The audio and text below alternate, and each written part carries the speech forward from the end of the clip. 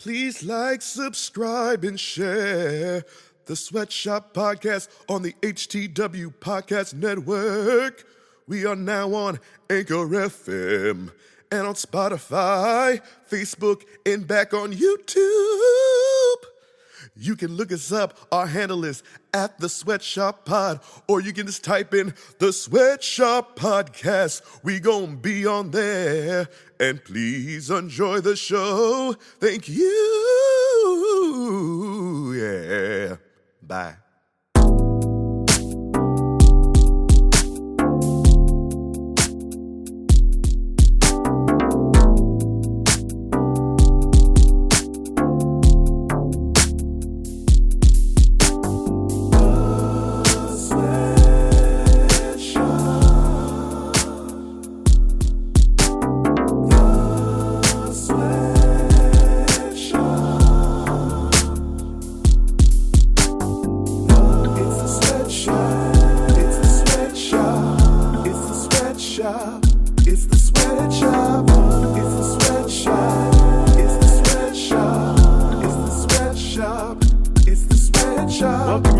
To the Sweatshop Podcast by the HTW Podcast Network. It is me, your host, Sweats, and my co-host, the Maestro. It was WrestleMania weekend. It was NXT Takeover weekend. We going in, baby. It is time. Oh yes, yeah. It was a wonderful week of wrestling all across the board. It really was. It really was. We can kind of talk about the overall opinion of each one of these separately on their own. But let's go ahead and get right into it. Jump right into this NXT Takeover. Let's do that one first because it was on first. Okay. Started on Wednesday. Well, I mean, before we get into that, yeah. I just want to give a shout out to Camp Leapfrog and on the IWTV family reunion day one, having that trios match, opening off the whole thing. Oh yeah, on Thursday. Oh yeah, for sure. Because that was a great trios match, I thought. Because it was Erica Bohr and Boomer Hatfield against a very good professional wrestler, Matt Makowsky, and Travis Huckabee to start that off. And that was a solid match because that was the first match I watched actually of WrestleMania weekend. Was that match? Okay. Was that match? Awesome. Kicked it off right. Yeah, but that was a solid match. So giving props to Camp Leapfrog peeps. There we go. Hashtag Leapfrog. Let's go. Let's do that shit. I like it, man. I like. We're gonna get back into the Camp Leapfrog in a little bit, not too long from now, because we got some shit to go over. Frog Sport's coming, baby. Frog Sport is a coming. But first, we got this NXT Takeover. Now, I did not watch the pre-show of the NXT Takeover. I'll be honest. I did not either. But apparently, Zoe Stark went over Toni Storm, which I'm shocked about. Interesting. Like. Wow, is Toni Storm pre-show losing now? Does she have some heat? Like, or she's losing on the pre-show? I mean, I know they're trying to push Zoe Stark pretty hard. I mean, I know. So, I'm fine with it, but like, damn, we got to Toni Storm losing on the pre-show. But it was the thing was, I believe it was a quick finish. It wasn't like a strong finish. Like, I think she stole a victory rather than like beat her. It just reminds me of sense. Yokozuna faced Steve Austin in the free-for-all. Yeah. And that's when Yokozuna fell. And he broke the rope. Yeah, he broke the rope. And then Austin rolled him up. Yeah, rolled him up. Give him that roll up. But yeah, I was like, But that's when Yokozuna was falling off. So, I mean, that's why I was like, what the heck is this? But that's fine. I mean, it's fine. I mean, I like Zoe Stark okay. I don't think she's polished enough, but I think it's okay. It's fine. But the real jump off was the Pete Dunne Kushida jam. Oh yeah, and that shit was a banger. Obviously, yeah. I mean, they started the whole thing off right. Yeah, they did. I mean, they really did. They started off real good. And obviously, this was a great match. These two motherfuckers go in, and every time I see Kushida on a main card, he's always losing. But it's fine. He got his payback, I guess, a little bit on NXT on Tuesday. Not payback for this, but he got a little something. So but Pete Dunne ended up beating Kushida, and Pete Dunne still trying to keep Pete Dunne strong because he's still in the contention for the title. Right. So you can't have him losing on the first thing for card and all that. The second match was the Eliminator for the North American Championship. This kind of went where I thought it was going to go. Actually, I don't know if you thought anything different. I did. Did you? I thought they were either going to keep rolling with the Dexter Loomis thing, because he's got the little like story history thing with the way there. But then I also thought maybe they would just use this to showcase the formerly known as Eli Drake, LA Knight. I thought they were going to give him a little bit more something. Yeah. I don't think he's going to be used in that type of role at just yet. I think they're like he's ended up being like cocky. He's going to end up losing from being too cocky, and then eventually he's going to find his way, like sneak his way into like a title picture. You know what I mean? And just be that type of champion. He'll be champion at some point. That's for sure. It's just a matter of time. It's just in his setting, like how they kind of even started him off. Losing his matches and stuff like that. It kind of sets it up for that. Yeah, I mean, as far as where they're like, I don't know how he's like delivering his promos and stuff. Oh, it's awesome. He's still great on the mic. You know what I mean? He's still great on the stick. His name sucks, but yeah, it's not ideal. No, his name sucks. But everything else, great. Everything else, great. Isaiah Scott, always great. I mean, again, they got some really good wrestlers in here. Yeah. But I mean, they have been trying to push Bronson for a little bit too. Like as soon as he came back, like a little repackaged, he's basically what they should have done with Brodus Clay. Agreed. Right now, but I think he's way more athletic than Brodus. Like. I don't disagree with that. Yeah. Brodus was big, but he wasn't moving around like that. Right, man. Oh my God, this Walter Tommaso Ciampa match. Oh, Jesus Christ! My chest still hurts. I know. It was so good. Like I also just loved, even though it was like gimmicked. I love the fact that he chopped the table and broke it. Oh, like, I know. I don't know what about it. It's wonderful, right? Yeah, I loved it. Dude, I love God how damn it, they're really putting that shit over. That's the shit I like. When you put that shit over and you just go for it, like, it just makes it even though it's like, okay, he breaks the table. But, like, if he's going to hit somebody with that bitch, like, oh, shit, he hit him with it. That's what you want to say. Like, oh, fuck. But that's what was crazy about the ending is, like, they're doing all this crazy shit, and then he just hits him with a big-ass chop. Big-ass chop. What does it. That's it. Hits him with a that was interesting to me. Chop. Like, it was a shocker. I was like, shit. Well, it's because they, like, to me, like, I know some people were kind of, like, shell-shocked by that ending and like, well, what the fuck? How did he lose on a chop? It's like, well, did you watch the whole match? Like, they literally beat the fuck out of each other the entire time. His body so then, out. like, like, literally, those chops are so, like, it's such a deadly weapon that there's only so many of them you can take. It's like in the UFC and shit, you get knocked out.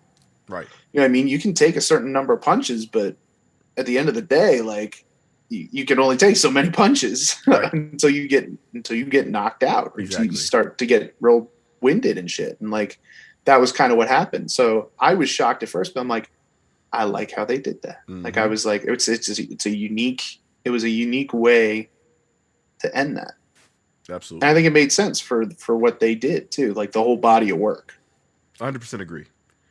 I mean, I thought it was great. Well done. I love Walter, man. Like, oh yeah, like dude is awesome. Like again, it's weird because even though he doesn't have like the body that the bodies should have, it still looks sturdy and he's powerful. Like, and it you know, I mean, it makes sense. Like I don't know. That's like the exception for me. Like especially for those big guys. Like I know, because Vince is like a body guy, like and all that shit. But like that shit is cool. Like the way he handles. Like I just like the way the matches go with him. Like he's very like he's sneaky athletic. Everything he does has purpose. Like it's awesome. Love the way he wrestles. Yeah. So the triple threat tag team match. MSK, Grizzly Young Veterans, Legado del Fantasma. That was another banger. It was phenomenal. My God, yeah. It was phenomenal. So good. Like, I mean, we know how it works. Like, we know how it works up in here. Like, it's always going to be solid. Yeah, but I mean, I know, like, Takeover is usually solid, but like, this shit was. I don't with reading the CBS report. Like, I don't disagree that these were like all A's. Like A's, 100%. Like damn near, if not 5 stars. Yeah. Like all across the board. All these are exactly. Like the Walter shit, it's got to be damn near 5 stars, if not 5 stars. Yeah. This shit was damn near 5 stars. You can split hairs if you want to. Nope. Like I mean, I don't want to. I thought it was Doug all Sheeta's great. probably 4.5. Like 4.25. Like all that shit is all 4 stars in here so far. Like and MSK came out the champions, the victors, which was probably going to end up. I thought Legado del Fantasma looked really good in this match. I love it. Really fucking good. Like they haven't had I'm of the matches they've had. Like this was the best match I've seen those two guys have, and like the fact that they actually did stuff. I guess you know what I mean. Like you saw them get offense in, and like. I don't know. Like it was just like, I feel like that was like next level to me. Like they just bumped themselves up to that next level in this match. Right. Whereas before we didn't really get to see a whole lot of that from them because of either how they were booked or, whatever it is. But like this match, I was like, God damn, like there's like, it put them like right to that next level for me. Yeah, for sure. I was very impressed with that. Yeah. I'm digging that whole deal they got going on. And I've only seen them a few times, but I dig it anyway. So that's awesome. The Io Shirai Raquel Gonzalez match, I was fine with the finish. I thought it was too short. I don't know if you agreed or disagreed. I thought it was a touch short for my taste. I don't know how you feel about it. I thought it was a good match.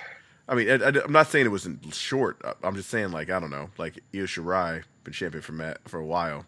I know, but that's part of the whole like shit that they're trying to push her to the moon, man. Like, like they've got these grand visions for her, and rightfully so. I mean, every time she's out there, she's gotten better and better and better, and like is like growing into that personification of the monster heel, essentially. And she could be a face, even though everybody loves her now. Yeah. You know what I mean? Like everybody loves her now. Exactly. No, they're because she's so badass. Oh yeah, she's awesome.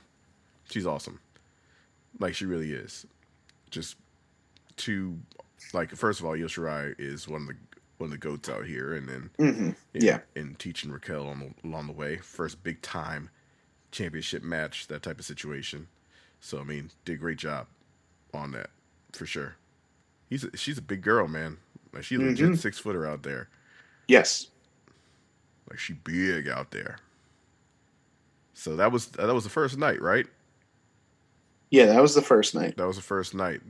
So then we go overhead to night 2. All right. I thought that was a nice ending and everything. Then we go to night 2, and then we have that wasn't on the main card, was it? No, that was pre-show. Okay. I'm talking about the Breezango. Yeah. Okay. Just a second. I didn't see that. We can skip that. Yeah, because the main card started off with the ladder match. Correct. Yeah. Started off with the ladder match. This was a good match. Mm-hmm. Wasn't the greatest match I've ever seen, but it was a good match. I love. It's just hard because a lot of those ladder matches now, especially now with what we've seen in recent history with ladder matches and what we know of like the great ones. Right. I feel like there's a lot of high expectations going into it. There is. Whereas like a cage match, not so much. I think what's missing, I could be wrong. But I think this is missing. The wrestling, like, so if you go back to like the first like big ladder match, which was Shawn Michaels and Razor, there was like a lot of wrestling involved, and then they got dirty. Like nowadays, like they're going right into this motherfucking shit. Like, let's get these motherfucking ladders and shit, and let's go to work. Like, you know what I mean? As opposed to like before, like there was, and they have multiple ladders and shit like all around the thing, instead of like, okay, I gotta go find this ladder underneath the thing. I gotta drag this bitch out.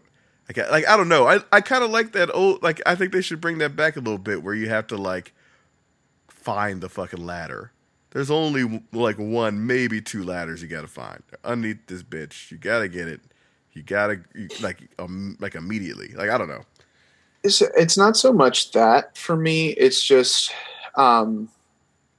like it's always okay. What's our next like? Just sometimes these ladder matches become too like spotty, if that makes sense. Yeah. Like that's kind of what they're right. They're there for. They're where there for spots. Especially now, if you have a multi-man ladder match, to me that's a little more acceptable, Yeah, that's because different. like that's what you need. But if you just have a one-on-one ladder match, you're losing sight of the fact that it's a like literally this one-on-one competition. It's a fight. Right. You know what I mean? So like if you're doing multi-man stuff, you are trying to do just like crazy shit to like take people out essentially. Right. So like, it's gonna be people non-stop. flying everywhere. You got so many people. Like there are going to be those things, but if it's just two people, you're in a fight, you're in that competition. Right. So like, why wouldn't you try to, instead of, I don't know, like there's just some things where it's, I just want them to go back to basics a little bit with it. Cause because we gotten so wild with it. But I think the reason why we got wild with it is because it works for the multi-man. But then you take it into a one-on-one situation, and it does become more of a spot fest, and rather than like an actual fight, right? Which is what we kind of want to see when it's just a one-on-one type deal, or even if it was like a triple threat, you know what I mean? Right. But like when you have like your Money in the Bank, or you have the what did they call that last one? The one with the hemorrhoid ring that AEW did. Oh shit! Damn if I know. Whatever Scorpio Sky won when he had the hemorrhoid ring for a minute. Yeah. The brass ring shit. Yeah, that shit. Whatever. That shit. You know what I mean? Like, right. There it's a little more acceptable because you want that to be all fireworks and whatever. But with the one-on-one thing, I did like the fact though that they did the the dual championship thing. Oh, for sure. What I mean, like that's bringing awesome. the champ versus champion, and then Shawn Michaels came out on the NXT and was like, ladder. I was like, okay, a little callback. Mm-hmm. I wish there was like more callbacks to that. Yeah, I was looking for some like just little hints of it, like just a sequence or something to bring us back to that happened. But I mean, these two dudes are cruiserweights, so that's like the cruiserweights. They are mostly fireworks and doing crazy shit. And this isn't to demean anything they did, because they did do some crazy ass shit. Oh yeah, that moonsault off the tip top. Lord Almighty, yeah. Off literally the largest ladder I've seen in my life. Yeah. Like that shit was like I know. I was like, oh god. I mean, it was beautiful too, the motherfucker. And he landed right landed like right on him. Yes, he did. Yeah. So like, I'm not taking any of that away, because it was still a great match. Oh, but for like, sure. It was definitely more of like, all right, what can we do with these ladders and shit, and then we'll go get the title, rather than like, I'm trying to get this title, because like they would take their competitor out, but then they take themselves out, and then it's like, well, shit, I'm back to square one. Where instead of like, no, I just want to take my competitor out, and then you know what I mean, like, yeah, I don't know. Oh, I got you. So next we got the Shotzi Blackheart, Ember Moon. Do they have a name? I don't know if it's like an official name, but I liked when I think Vic Joseph said "Total Eclipse of the Blackheart." Oh, okay. I love that. I don't know if that's what they called that little like move that they did, or if that's the name of the tag team or whatever. But I think it was Vic Joseph said it at one point. I was like, oh, I love that. Yeah. Okay. Total Eclipse of the Blackheart. I was like, yes. Okay, turn around.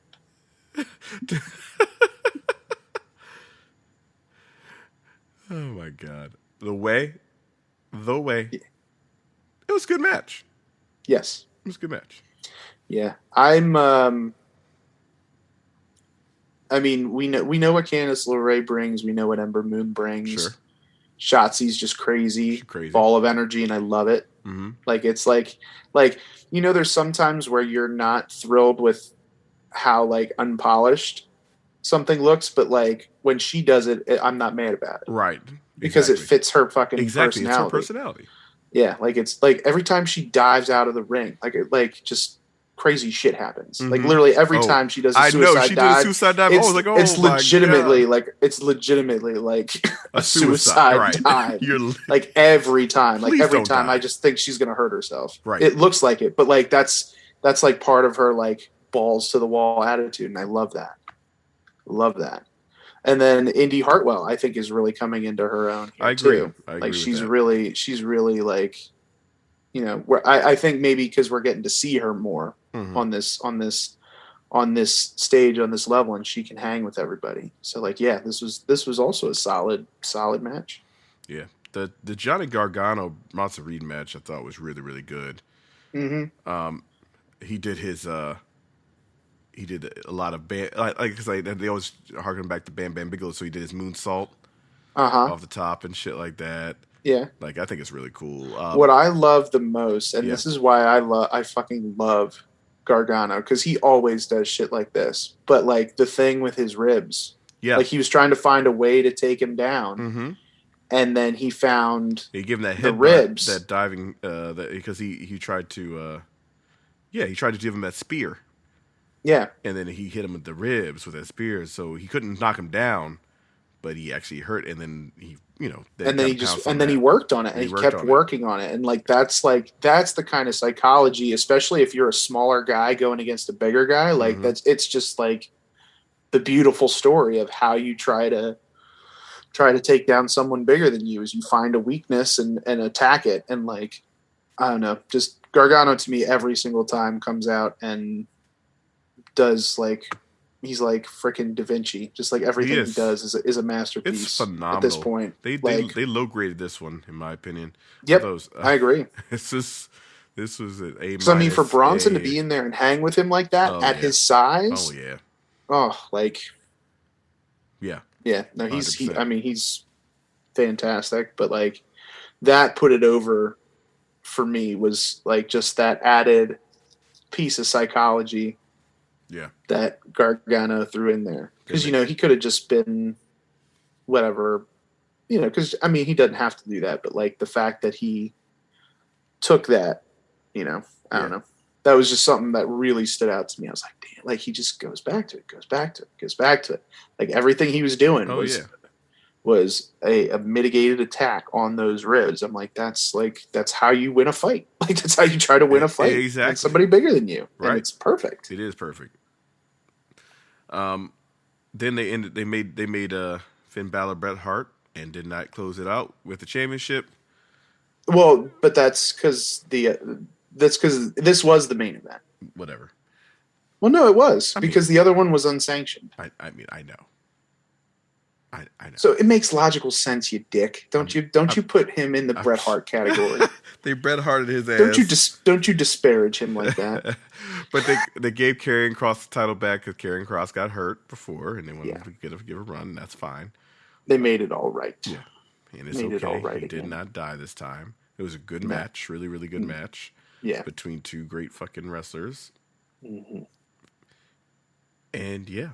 I thought it was really good. And then you have Adam Cole and Kyle Riley like doing crazy ass shit for like just crazy ass shit forever, and like literally forever. Yeah, and I don't.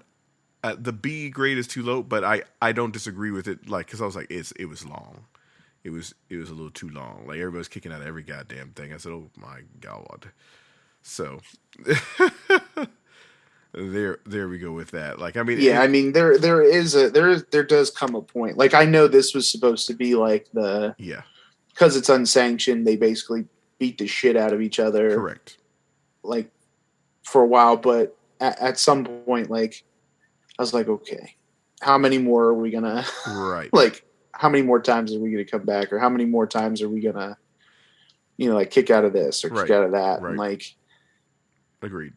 I don't know. Like, just at a point, you don't want to over inundate the audience with that. No, you do not. No, I mean, I enjoyed it, and then I was like, and then maybe like the last 10 minutes, so I was like, damn, they did. They need to go ahead and go home with this, because I mean, and how many times you're going to get the audience up and down, like on this roller coaster? We're into it. They're gonna exhaust themselves, right? You know what I mean? Like, there is a balance you want to maintain with that. There is, but overall, I mean, I thought NXT was really, really good. Really good. Obviously delivered. Yep, it always is. Yep. Like, I mean, obviously, I've never seen a bad one, so I mean, it's still continuing. Like, there hasn't been a bad one, and so yes, NXT right. But awesome. I mean, some of these matches were like, like, because there was a point where these takeovers were still solid, but they were just solid. Right. It wasn't like blow my ass off. Where like some of these matches blew my ass off. Yeah, some of these were real goddamn good. They really were. There are about 3 or 4 of them I put up with anything for a while. So, good shit. All right, that's NXT. That happened. That was exciting. And now comes WrestleMania. And WrestleMania always has a habit, especially since NXT came around and these NXT takeovers around WrestleMania, has a habit of under-delivering. Only because those NXT takeovers during WrestleMania are fucking really good. Yes. But this... because they know they have to be... Yes. But this WrestleMania, different. This WrestleMania, good. I thought overall, really good. Yeah. I mean, I thought there was only really like 1 or 2 matches that were just like... Yep. Meh. And we'll talk about them. So we start off with the championship match. He's Bret Hart, Drew McIntyre, Bobby Lashley. The Scottish Bret Hart. Yep. Here we go. We're into it. Bobby Lashley, Drew McIntyre. This was a surprise. He won. Bobby Lashley won via submission. Choked his ass out. Night. Didn't choke him out. He put him in the fucking shit. Making it in the hurt lock. In the hurt lock. Putting that over real big. Yeah, putting him hard over. But I mean, he also, like, how they did it, it wasn't super clean. Like, yes, he put him in the hurt lock and he passed him out, but it wasn't like he got him in it. He got him distracted. There was the distraction, took his focus off of it. So it was I thought it was the most logical way to keep both guys as strong as possible. Yep. You know what I mean? So, like, you know, if that was their end goal, I thought they met it with flying colors. Listen, Bobby Lashley looked real good with that championship on his around his waist, bro. Well, you know what I was hoping for. I was texting you that. I was hoping that this would be the time where all of a sudden Brock Lesnar comes out, and now we get our Lashley, because now's the time you want Lashley to go up against Lesnar. Correct. Not like before. Like, if we want that, if anybody wants that match, or if WWE is thinking about that match, like, now is the time to do that, when he's just this absolute fucking monster. Right. And obviously we know Brock Lesnar is what he is. You know what I mean? Like, now is the time to pull the trigger on that shit. Yep. Agreed. If you gonna do it. If you're gonna do it. Yeah. So that was a good start. I mean, that was a good match, good start. It was really, really good. 2 big men kicking ass. It was really good shit. And it starts WrestleMania off hot with a major championship match. It does. You know what I mean? Like, I just thought it was. I thought it was a good way to start. I agree. And then this match comes, and it was, and I like.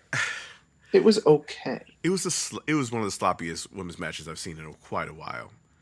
Like I was like it really took me back to like the Diva era, like close, like when all these like I wouldn't say it was bad. I thought it was pretty damn bad. It was. I would not say it was that bad. It was pretty bad. No, because usually those were like where nobody could wrestle. I know, but like it was. There were moments of this match where I was like, "Oh damn, okay." Well, it got good, like in certain because we have some good decent wrestlers in here, but damned, it all went downhill when Mandy Rose fucking took a goddamn spill, and then Dana Brooks' nipples was slipping out. I missed all that. Upset.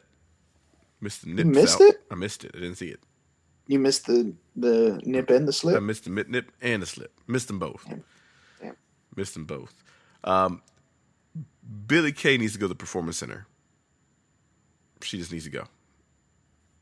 And never come back. Even though I love her character. Why? She's fucking terrible in there. And so is Lana. Praise God. Like, they put them in there at the same time. So why would you do that? Well, yeah, no, you can't do that. Why would you do that? You can't put both. Why would you put that? You're not going to put Eva Marie and I'm trying to think of another motherfucker that can't wrestle. Oh, what was the other girl again from when Naomi's Cameron? You're not going to put Eva Marie and Cameron to bring together, are you? I think they might have. They might have done that once. I just remember Eva Marie trying to roll up somebody, like with the worst roll up in the history of all roll ups. She actually got better. No, she did. When she went to NXT. She got better, but then she left. Abruptly. Which was stupid. Yeah. In my opinion. Because she was actually getting better. She had a nice little character about to pop off. And she was like, nah, I'm out. Anyway. But yes, I was like, oh my. I love Billie Kay's character, but damn. Can she not wrestle? At all. Like, she is super exposed because all these other people can wrestle. So it makes it really, really stand out. And it gets sloppy. Like, it just got sloppy here. And I did not like it. There were some moments of clusterfucky. Yeah. I did not like it. But Natalya and Tamina won. I thought the Riot Squad looked good here, though. I did. I agree. Overall, I thought they were... I've always been a big fan of those two. Always. Morgan is really good, and she's very athletic too. Like she's good, and Ruby Riot's fantastic. Yeah, Ruby Riot's great. She's really good. Yeah, she's a really good wrestler. She's been injured a lot, or whatever she's been. Well, she just had that really long injury. Yeah. And then Natalya and Tamina won. But it was the expected outcome. Mm-hmm. Yeah, exactly. Expected outcome because you knew it was going to come down to those two for the next night. I just I don't know, that splash though that she gave was not. No, it was great. It wasn't great. That's what I said. Everything is just a little off. I don't know in this match. Yeah, that match in particular. It could have been because it's all wet. Let's just continue.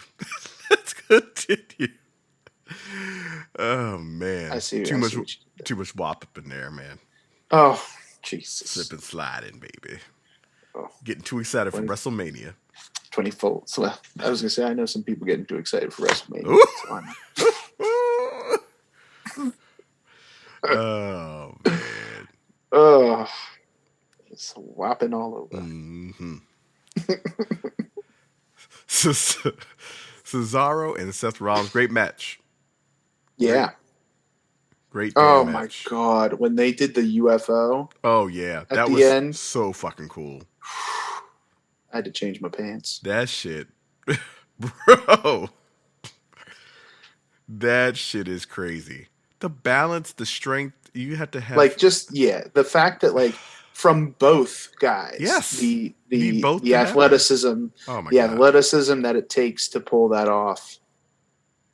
When I saw that, I was like, oh my God. Yep. They did this, and they did this on the fucking biggest stage of them all. Yep. Awesome. Like if this isn't his coming out party, I don't know what else can be done. He cannot be he cannot be saved at this point. Cesaro cannot be saved at this point if this shit didn't do it. Like this had to have done it. If this didn't do it, sorry. Sorry everybody who believes in him like that shit. Like that sorry. Like yeah. You know what I mean? Like there's no hope after that. That's true. Because like this was his moment. This was his moment. And like Seth Rollins did everything he could to put this motherfucker over. He did. He did it beautifully. He did. Agreed. Damn. Yeah, it was damn good. This New Day AJ Styles almost match was really well done. Yes. Like, I don't know if you could have done it any better. I just thought it was interesting that like obviously you want to do this because you want to keep the big man out of the ring, but they like New Day was doing a little heelish shit here. Oh yeah, like keeping AJ Styles, you know, like 100%. The whole cutting the ring in half sort of thing, like to keep Omos away because like you don't want the big motherfucker in there, obviously, but like at the same time, usually face tag teams don't work like that. They just kind of keep popping off whatever. Yep. And like they were like actively preventing AJ Styles from, you know, making tag and doing all that shit. But when he finally came in, like this is one of the biggest dudes they've ever had in wrestling. Yeah, like ever. But he's got a little something different than other dudes. Well, he's actually got charisma. He does. Like that's the thing. He got some charisma in him for like, real. He's got some flashy charisma. Yeah. Like I know Giant Gonzalez was 11 feet tall. Oh Jesus. But like when he would talk, it was just kind of like meh. Right. Like Andre was the most charismatic. Right. Up until this point. Yeah, this dude. You know what I mean? This dude got a little something to him, like for real. Like because like when he picked him up for that, what was it, the sidewalk slam or something, and he was like, yeah, and then like boom, I was like, oh, yeah. You don't normally see giants do that. Like that. Like he's not just going through the motions. He's doing some shit. He's like he's not doing that typical giant stuff. Because even like Big Show kind of fell into that a little bit, right? Where like he was doing the typical like giant, I don't even know how to explain kind of what that was, but you know, sort of like the Goliath type characteristics, where he is just kind of like how other dudes would be if he was only like 6 foot, he'd probably be acting the same way. Right. But he's 7'3". It's almost like he's acting like LeBron James, but he's 7'3" LeBron James. Right. Exactly. Like not even like Shaq. Like it's like Shaq, even more than Shaq charismatic. Yeah. He's got a different. Yeah, it's true. Because I mean, I'm thinking of guys that were been taller than him, and I really think it was just Giant Gonzalez. There's not too many taller. No. That's about it. Or maybe the Yeti. Yeti might have been his height. The Yeti. He might have been about 7'3" but 7. I mean, he legit. This motherfucker legit 7'3".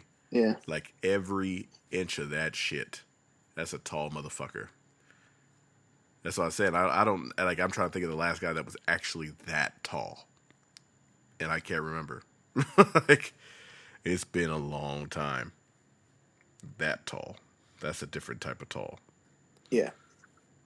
And it looks like he can move right now. Yeah. And he's just no-selling. Like, that's what I need. Just no-sell that shit. Don't even fucking move. Nothing. I said, yes, sir. Do that shit forever. Until somebody chops you down eventually. But damn it, like, just do that shit for like a good year and a half. Where you're just not fucking moving. Not budging. So when somebody actually knocks your ass down, it's like means something. Like, he shouldn't leave his feet for months and months and months. Yeah. For months and months, he should never leave his feet. I even liked when he was just like reaching his hand out for the tag. Like, I'm not actually going to reach out for you. You better, like, you come to me. You come to me. If you want this, I'm going to put my hand out right here. I'm not reaching out for this shit. I liked it. I liked all that. All right. Shane McMahon, Braun Strowman. I mean, it was fine. It was a fine match. It was just, yeah.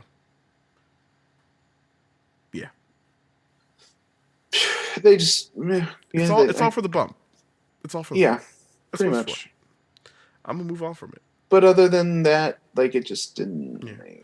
It was trying to be like a bullying type of thing, and I was like, I don't really know, Braun. Yeah, I just feel like there was a better story you could have done with that. Agreed. Other than you're stupid. Yeah. You're stupid, so let's fight. Like nobody really wants to hear that. No. You know what I mean? Like, I get the message, I get whatever, but like, what did this really accomplish? Yeah, absolutely nothing. But putting Shane McMahon on the card and have him do a big bump. But like, I would have rather have him, like, instead of calling him stupid and shit, I would have rather him just have him screw Braun a bunch of times. Yeah, just fuck around. You know what I mean? Like, that's like the sort of management thing, right? You know, do the management shit. Yeah, might as well do some old tried and true shit. This Bad Bunny Damian Priest shit. And Miz and John Morrison. God bless the Miz. God bless John Morrison. John Morrison is a goddamn national treasure. That dude is fucking phenomenal. He's like if Shawn Michaels never had a breakout, in my opinion. Oh, shit. I'm going that level. Like, this dude is so fucking good. Like, he's got the charisma. He's got the athleticism. Like, I don't know why he hasn't been world champion yet. He's too passive. If you want the real answer, I think that's what it is. In real life, he's not Shawn Michaels. Shawn Michaels was a fucking... Well, because Shawn Michaels was an asshole when he was on top. Well, he's a goddamn shark. He's a shark in general. He was a shark. John Morrison's not a shark. You gotta be a shark to go and be on top. Like, you gotta legit be like that motherfucker. You gotta want that shit real bad. I don't know if he wanted it real bad. Like, that bad. He's just so fucking good. He is good. I don't think it's a lack of talent. I think it's... Oh, God, no, like, it's you know not what I'm saying? at all. He literally has everything you want. I think it's separate. I think it's literally that. Like, it's these guys have that 1-2 talking to, like, every time you hear those guys, like, these guys are talking to Vince, like in the, like, always in that shit. That's always what I hear. Yeah. And they're always in that. If you really want that shit, you better fucking go ahead and take that shit. Like, take it. Like, be the fucking man. You know what I mean? But Bad Bunny, props to that motherfucker, man. Hell yeah. Like, props to him. Hey, that work paid off. Oh, it did. Like, they said he was in the ring for, like, every day. Yeah. I mean, he's a big fan, so he's not gonna fucking bullshit. Like, he's not gonna be disrespectful. No, yeah. He's not. He's gonna come out there and do the right thing for everybody. Make sure, you know, he's not disrespecting the business at all. And he didn't. Like, he did a great job. He did a great job. He honestly did. Yeah, it was definitely one of the... Yeah. I don't want to say, like... I don't know if it's the best one. I don't know if I want to say the best. It might be the best at WrestleMania. Yeah, because there was somebody better. Well, I mean, Pat McAfee, I thought was... Pat McAfee, thank you. Pat McAfee was better. But here's the thing: is like Bad Bunny, I don't think was an athlete. No, previously. he's not an athlete. Whereas, Pat like McAfee, when you think of like the other celebrities that have had matches, most of them were previous athletes. So there's a little bit of a leg up here. Yeah. Whereas like Bad Bunny, I don't think was, unless he like played in high school or some shit. You know what I mean? Like did whatever. But at the same time, like his background is strictly the music scene. Whereas like Pat McAfee, former punter. Right. Mr. T, fucking boxer. Like, you know what I mean? Like, I'm just trying to think of all the other, like, actual good celebrity performances. Because there were some other celebrity performances. Well, yeah. Okay, so actor. But he's also, like, you know. Be, like, in mad good shape. In real good shape, right. Like, Bad Bunny just looks like he's not, like, stacked. You know what I mean? Like, right. They made him wear a shirt for a reason. No, he's probably $160. Yeah. Or something like that, like 65 tops. He's not super. He's probably like 5'11-ish, 165 pounds. Not very big. But yeah. No, I mean, he did a great job. They made him look really good. Everybody did a really great job in this. Like, he did the fucking Falcons. I mean, that was really good. That really was. Like, I was like, oh shit, this is crazy. And then this shit, bro. This shit stole the whole fucking shit for me. Like, I was sitting here watching Sasha and Bianca, like, this is the women's match I'm talking about. First of all, Sasha's a fucking beast. She, like, cemented her ass as one of these greats out here, for real. Like Sasha came out here firing, and Bianca was excellent. Did her role excellently. She used her athleticism, all that shit. Like, everything was great. She was, like, Sasha was vicious as fuck. Like, everything was awesome in this shit. Like, real talk. Like, I was like, oh, this is fucking really good. Like, I was into it 100%. It was my favorite match. And it was the last match, which is rare. I think, yeah, like usually the main event doesn't pull off match of the night. Like usually that's not. But yeah, it was really good. I mean, that did put Bianca like next level in that shit. But I mean, Sasha carried the book out of all of it. Did she ever? She is so fucking good. And that last when she gave her that fucking whip, bro. And whipped the shit out. Ooh, God damn. Because I was waiting for that shit. I was like, oh, here she come with it. Give her that shit, bam. Because she doesn't do it that often anymore. But I think it's really important to do it in a role like that. Because she popped that shit back off. Because that shit does. I bet you that shit stings like a motherfucker. Yeah, absolutely. God damn. And she did all this athletic. She's doing standing shooting star presses and fucking 450 splashes and bench pressing her all up and down the goddamn stairs, throwing it like I mean, all that shit. That shit is real. I mean. And again, Sasha is just so good. Like, yeah. And she's still young. Like, she entered the young as shit. She's still like probably like 28, 29 years old, probably. It's I don't know, insane. but yeah, young. She's still young out there, man. She's awesome. So yeah, very cool. I still don't know. I still don't think she's ready yet, Bianca, for the championship. But I still think it was soon, but like the moment was solid. It like was they did a nice job making that moment. 100%. It was really cool to watch, and everybody was invested in that shit. It was good as fuck. Great end to the first night. It really was my favorite match, I think, of the whole shit. Night 2, what the fuck? They started out with this shit. Why would you start out with this shit, bro? To start out night 2? I thought there was a rule for this shit. There's no. Is that out the window now? What? Start off hot. They did. There was fire. Fuck me. I don't say that. It did. Shit. It started off hot. There was fire and everything. That's what Vince probably said. When he means start off hot, God damn it, there's gonna be fire. Yeah, I mean, because it was the return of the Fiend. Or the Mac. I would have preferred that. That'd have been a thing. I mean, that would have been kind of cool. Him walking down the hallway like that, and all of a sudden it's fucking Mark Morrison. You lied to me. I don't know what the fuck Alexa Bliss is doing out here, bleeding blood out her mouth, black blood and shit. I don't know. But I think that's the point. Is not really supposed to know. No, we're not supposed to know. But because it is going to set up some bullshit. It wasn't worse than some of the other Fiend matches, but it wasn't. I mean, yeah. I just love how we were like, okay, now that he's back, like now he can't lose, and then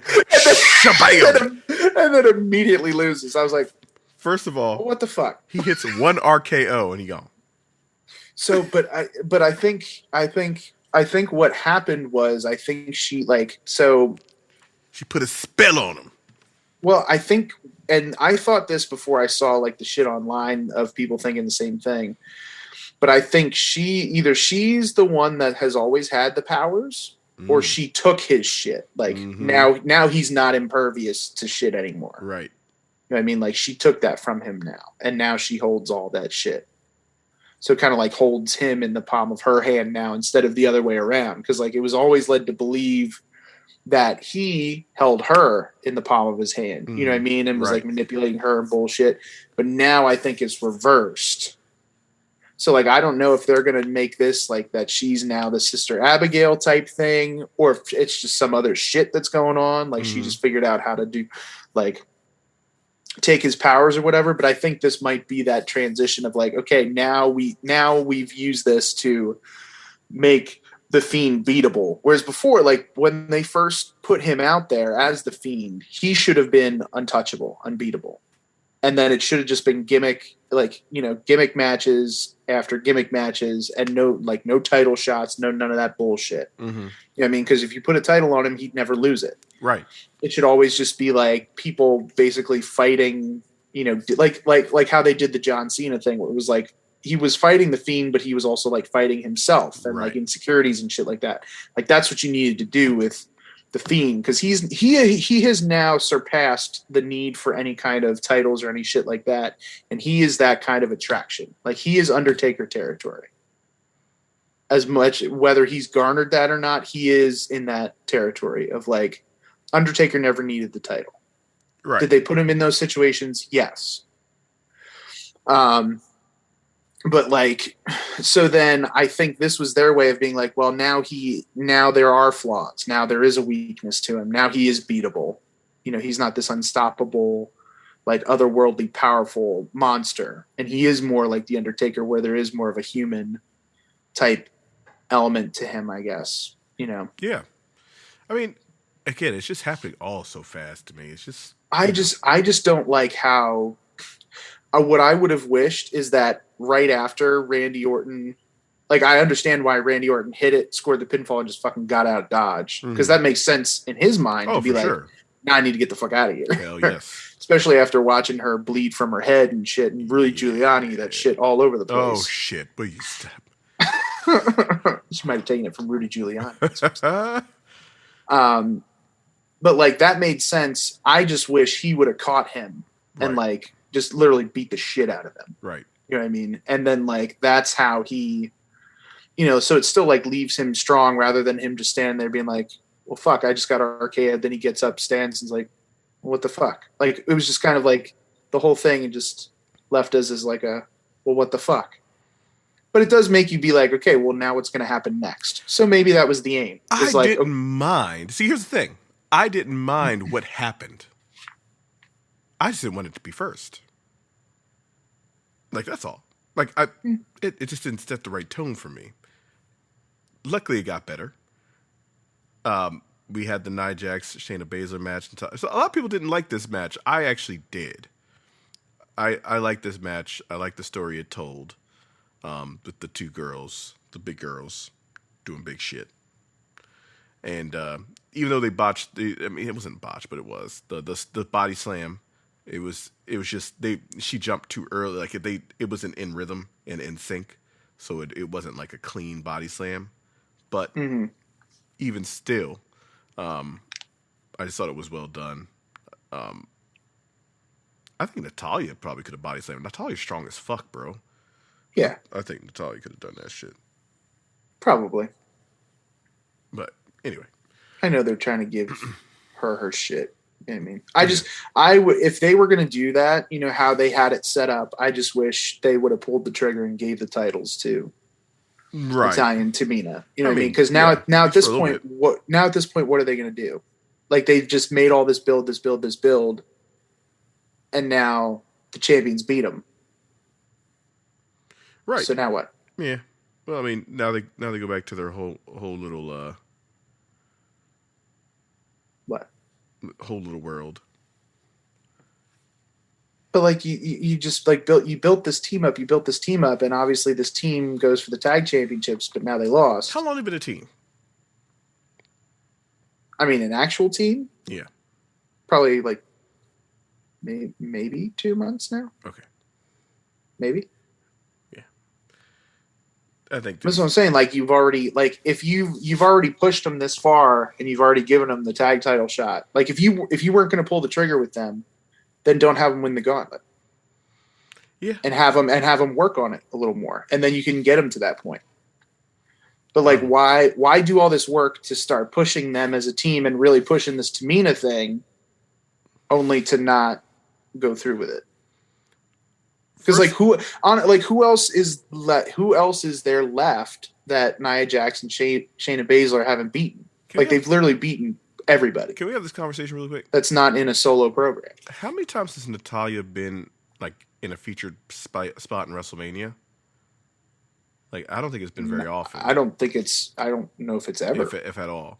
First of all, Natalya is fucking a beast. She's underrated She as is. fuck. She is, absolutely. She's a fucking That's beast. why she's the boat. Yeah. She is. Yeah, she is, man. She's fucking, like, I mean, honestly, like, she is. I mean, she's good. been a cornerstone of that division, of the women's division. Yeah. Like, since they've made that transition back. Just seeing for her so on the long. Just seeing her on the grand stage, like on the, you know what I mean? Just kind of, I was like, damn, this bitch is really good. Like, that's all I was thinking. Like, she's really fucking good, man. Like, she out here putting the work in. Shayna fucking hit her with a nasty shot.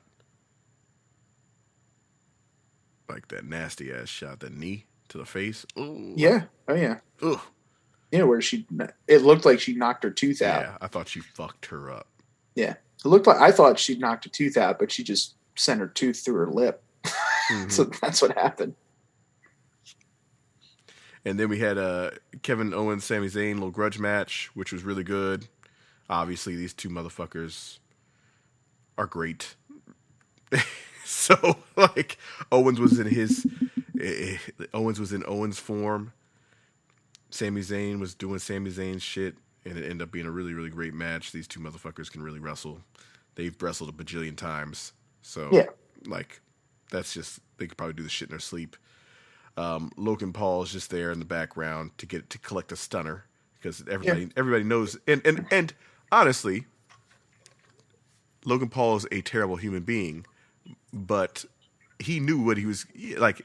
He knows his role. He understood his role. He said, "I'm gonna go ahead and take this stunner because everybody thinks I'm an asshole." And he got a payday. And it's all good. You got a payday. WrestleMania got a little buzz. Which, by the way, like, I think this, like, we haven't really talked about this either, but, like, I thought their move to Peacock, even though a lot of people hate it, I think it's fucking genius. It's a genius move. I think it's genius. As soon as I was on it, I was like, "Oh, this is smart as fuck." Mm-hmm. Like, for them in the United States, especially because you get, like, if you're an Xfinity customer, which, like, I would say a majority of America is. Yep. You automatically get Peacock. You get Peacock Premium, meaning you can watch everything on the WWE Network. Granted, with ads, but it's all there. Yep, it's there. So, like, now people who are bored can be like, what's this WWE shit? It's also cheaper than WWE Network. It's $4.99 a month. Yes, as opposed if to you if you don't have it through Xfinity, right? Because it's free technically if you have it through Xfinity. Yeah, because it's, like, included in all that shit. But if you're just streaming it regularly, $5 a month. Yeah. Now there is, like, the Premium Plus tier or whatever. Yeah, that's $9.99. But that's the network price. Yeah, that's the network price, and you get everything for no ads. Right, and you get all that shit. You get everything plus the network. So right. I mean, for my money, like, first of all, it's great because all those customers that were wrestling, that were part of the network, are going to come over to Peacock. Peacock gets more revenue, gets all that shit. It's just a win-win. I mean, I think there were already people like for me, like, Peacock would have been something that I subscribed to anyway, because I like The Office. I like half that NBC shit. But I'm saying, like, all those wrestling but now it's fans, all in one place for me. I'm saying all those wrestling fans, those 1.5 or whatever is 1.8, 2 million people. Yeah, you got 2 million folks now on Peacock. Yeah. You know what I mean? And even if it wasn't, let's say 1.2 million, because probably 800,000 of those already had Peacock. You just got now 1.2 more million customers in a blink of an eye. That's if people came over to it. They did. I mean, because WrestleMania, they did. Not necessarily. They could have paid the $60 to still be pay per view. Right, they could have. But who actually does that anymore? Tell me, please, who's paying the $60 for a goddamn pay per view? Yeah, every month. Not doing it. Sorry. Can you believe we used to do that? Dude, I used to do that. I mean, at the amount of money, literally paying $40 I mean, month. I should kiss my mom every time I see her, just because the money's that she and that was back in the day too. Now it's $10 a month. Oh, I know. For streaming. What happened? I thought it was inflation. What happened? My mom would have taken that to the bank for real. Oh my She'd God. Like $10 a month. Okay, cool. Let's buy 8 of them. Yeah, no shit. Like, Oh my God. You can get 2 a month now. Like I was every single month for at least, I want to say, 4 straight years. On average, about $35 a month or something like that for 4 straight years. That's a lot of money. A lot of money. It just is. It was longer. It was longer than that. Had to been 5 straight. Oh no, I missed a year in there. 4 straight. Because we moved. We didn't have the cable. All right. Riddle versus Sheamus. Sheamus wins. Riddle loses. It was a good match. It was a good match. I thought it was solid. I thought the ending was cool. Yeah. No, I was shocked at the outcome. Were you? Yeah, I didn't think Sheamus was going to go over. Huh. Because I thought they were kind of riding with Riddle.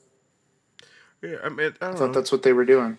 I just don't think the I reason mean, it's I okay. thought. I'm okay with it. Oh, yeah, I'm because okay it makes more sense for Sheamus. I just thought they were going to dick him around again. Oh, okay, gotcha. Because because Sheamus is also at that point now too, where like wins and losses for him, it's whatever at this point. Right. You know what I mean? So like I just thought, okay, it's going to be another guy that Riddle can say he's beat. And it's true though. Sheamus is at put in that the point cap. too, where he can be in any role and he'll be fine. And it's believable. It's yeah, believable. like we can put him in the main event challenging for the WWE Championship, and it's believable. But we can Absolutely. also put him in a tag team, believable. We can put him in the mid card, believable. Like it's all like all that shit is it's not like, oh, what the fuck's Sheamus doing here? Like he doesn't belong here. He can go anywhere at this point. Like it doesn't matter. He's like the Swiss Army knife. Like he can just kind of ebb and flow wherever. So like that's why I thought it was just going to be another dude for Riddle to beat to kind of solidify him as at least a solid mid-card talent at this point, if not try to like get him up to that next level. You know what I mean? Like push him forward. Right. But I did like it because like Sheamus has been sort of like getting the short end of the stick. You know, like Drew McIntyre's beat the crap out of him, and like, he was like tipping at the main event for a minute, but then like, gets thrown to the wayside. Big E got him here, but Right. he helped Big E become what he is now. And like, true. you know what I mean? So I thought like that's what he's doing now, is like Right. lifting these guys up. Right. But it'll be interesting to see, like, okay, they're going to give the title to Sheamus. Hopefully they do something with it. And he's Well, not one of those. And he's not one of those, because like the United States Championship is notorious for doing nothing. And I think that's why they gave it to him, because I think again it's just to at least prop it up a little bit. I'm hoping. Well, but just like give him but have him actually do something, not just like Right. not defend it, or like make it into something, not Agreed. just like that he's holding it, but then he's doing other shit. Like make the United States Championship something. You know. So this Big E Apollo Crews Nigerian drum fight, it was honestly really, really fucking good. I was so nervous because as soon as they panned to the ringside, You saw them, and I saw fucking djembes Yes, and you a did. motherfucking gong. Yes, I you go, oh no, oh no, they went literal. They did. They went literal with this shit, and they Came out to that I was- Wale. Big E had me pumped up with that Wale coming out. Yeah. It It was dope. good, but like when I saw that, I was like, no, they've undone anything good they've done with this so far. Like they just undid it. Bro, Big E But is then they beat over the as fuck. Yes, but then they beat the shit out of each other. It Yes, was they beautiful. did. They did. Like they legit beat the shit out of each other. And then I loved how it ended. I thought it was a great ending.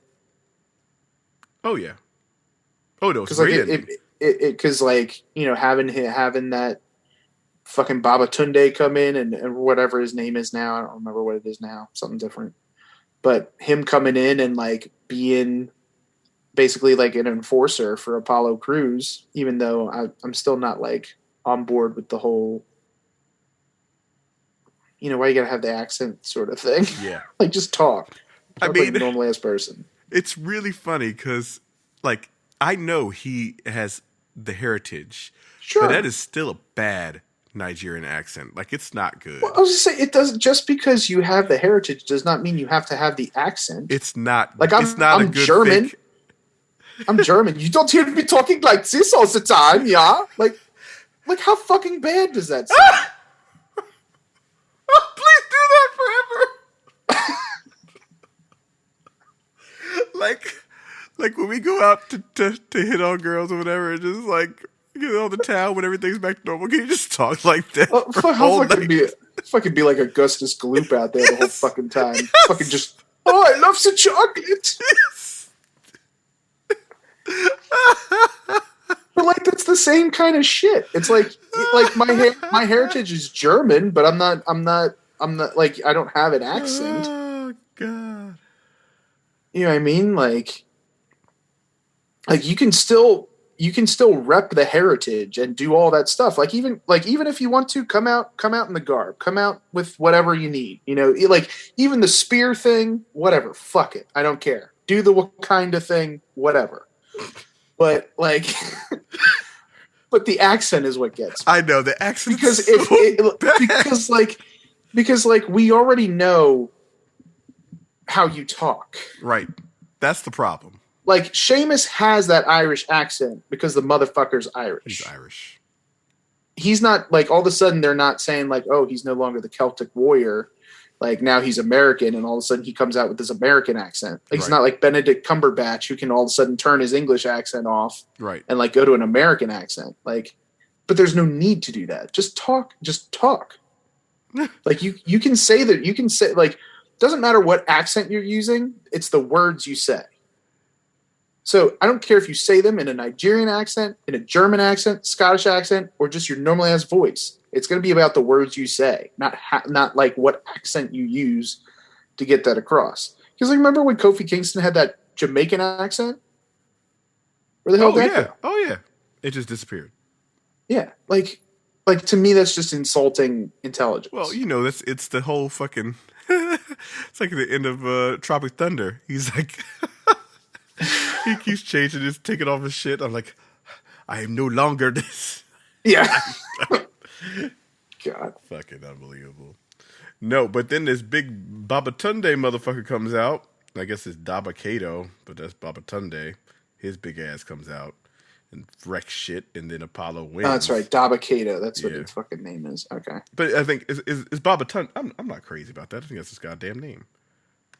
I don't know if that's his. I mean, that was his name, right? Wasn't it his name? Babatunde? To start, that was his. That was his actual real last name, and that might be his real name. That's his real last name. Yeah. But I know that's how he started. But then I think when they brought him up from Raw Underground, they did the Dabakato thing. Yeah. Yeah, he's about 6'9". So they got two big black motherfuckers out here. They got a 6'9" motherfucker and a 7'3" motherfucker. And as long as they don't put some rancid ass accents on both of them, I would love to see that. Well, I think the other dude actually has an accent, so we're good. That's fine. If it's natural, that's fine. Yeah. And the other guy's Nigerian. He's actually Nigerian. Babatunde is Nigerian. For real. Well, perfect. Beautiful. For real. This motherfucker's from Poland. His father's name is also Babatunde. Okay. Well, there good. You go. Boom. That's amazing. But just get rid of the accent. Apparently he played for the Minnesota Vikings for a little bit. Was signed. But he got cut in the preseason. So he did have a little run as offensive lineman. Big bitch. He's older. He's 32. Dabakato. Okay. I wonder how they come up with these names. I don't even know. But yeah, it was a good ass match. It was good. Then we had the Asuka Rhea Ripley match. Mm-hmm. Asuka's great. Rhea's great. I don't like her finish, but that's okay. Like, you don't like a riptide? I don't like people who went off like damn. What is that shit called again? What, like pump handle? A pump handle slam. Yeah. Yeah. That's a road dog. That's like road dog went off of that. I hate that as the finish. But I mean, did everything he, else? Like, did he actually win off that? He did. I've seen it. I've seen him win off that stupid shit. But I mean, like, did he win off of it? Like, he's not winning world championships off of this bitch. No, I don't. See, what's I don't even think he won any championships. What pisses me off about it is that Rhea Ripley's a hard hitter. And everything that she does is, like, vicious and shit. Yeah. And then she comes up with this goddamn pump handle slam, and I'm like, no. I don't want it. I don't want it in my life. Like, I don't mind it being a move of hers, but not her. Well, that's why I like her. I like her submission better. Yeah, I wish too. she did. I wish she did her submission as like the finish. Absolutely, because she's sitting here straight up like off. Oh man. Or if it was a pump handle power slam. Oh no, like I'm the totally shit cool with Test that. used to do. And she could probably lift all those girls up except minus like maybe 2 of them. So like I don't know why she's not doing that. Anyway. It was a great match. Also a good match. Like, I mean, these, again, besides like 2 of these matches, all these matches were solid throughout the night. And then we had the Roman Reigns, Edge, Daniel Bryan match. Mm-hmm. And this gave me all the feels. Like, I mean, just big time feel match. Like, it did. Like, did it? Did it not? Like, it was crazy, right? It did. Yeah. I mean, like, because when you take everything into account, like all of the shit that both Edge and Daniel Bryan have had to go through to get back to where they are at this point. Exactly. In this spot, you know, for the championship, you got Roman Reigns, like, like it all delivered. And then when he got both of them, I thought that was perfect. Oh yeah. Oh, that was a great because like if ending. that was the way you're going to keep the title on him, it was perfect. Like the fact that he was like, "Nah, beat both these bitches, beat both of you. That's it." But now who's gonna like who's next? Cesaro, Goldberg. Oh shit! Get the fuck out of here! I don't want to see that motherfucker in the wrestling ring ever. I don't want him to be next. SummerSlam. No. We're gonna get that match we never got. I don't want it. Even though we did kind of get it. We didn't get it though. I don't want it. I don't want the match. God damn. Roman Reigns has surpassed last year's Roman Reigns by a long shot. Well, yeah, because he didn't exist last year. Yeah. No, I'm just saying, like, this Roman Reigns, I don't even want to see, they should not even be in the same sentence together. This Roman Reigns and Goldberg should not be in the same vicinity on Earth. You don't want to see Goldberg beat him in like 2 minutes? Get the fuck out of here. Like, I'll just throw up my shit. I want to see it. I want to see it. I don't give a fuck. I want to see it. I don't want to see none of that shit. Roman Reigns gonna die, and it's not gonna be from leukemia. Like oh Jesus! I don't want him to God die. Damn! Like I just don't want it to happen. Like,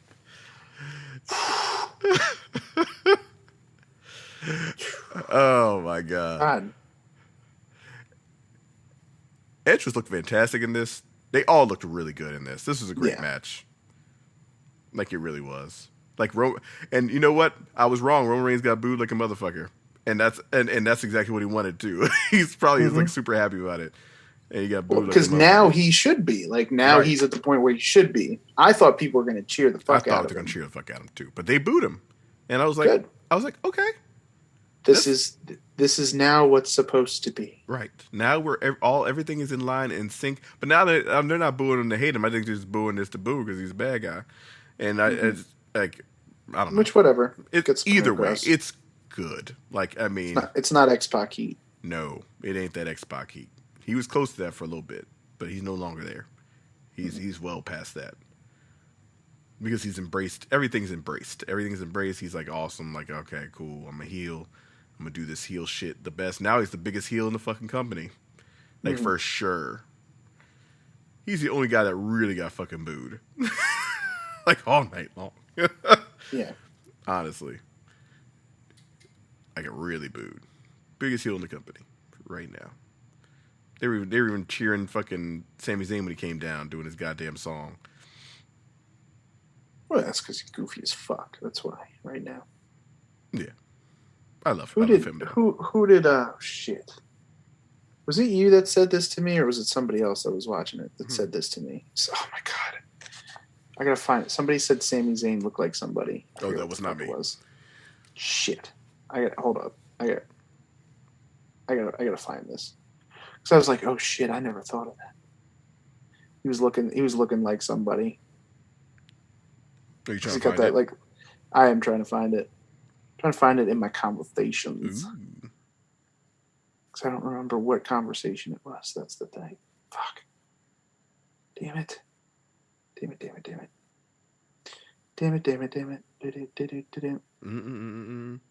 I don't know. Anyway, keep going. I'll find it. Okay. Yeah. So, I mean, basically, so that was the whole night in a nutshell, especially ending with Roman Reigns, like, basically with that dominating look over top of those guys, laying there, completely done. Like, I mean, damn. I mean, there's nothing else you can really say about that, to be honest with you. It was just the whole WrestleMania weekend was really damn solid. Like, it was probably one of the better WrestleManias of all time. It's up there for me. Oh, yeah. I mean, I remember when we were talking about how, like, 31 was one of the best in a long time. Like, this is right here. This is neck and neck with it. Yeah, this is up there with it. Neck and neck with it, for 100%. Sure. This is a goddamn good one. And I think they might need to do 2 nights from now on. They might need to do 2 nights from now on. I'm not trying to sit out there for 6 hours, motherfucker. Like, I'm not doing it unless it's in warm-ass weather. I know it's going to be in Dallas next year. That'll be fine. It'll be better. But I'll be damned if I'm going to be out there in New York City for 6 hours in the cold. I mean, it can't be that cold. It can't be as cold as that shit we were there for. Yeah. I mean, that was like way too cold. I also forgot like any sort of winter shit. Oh, yeah. But goddamn it. Not about that life.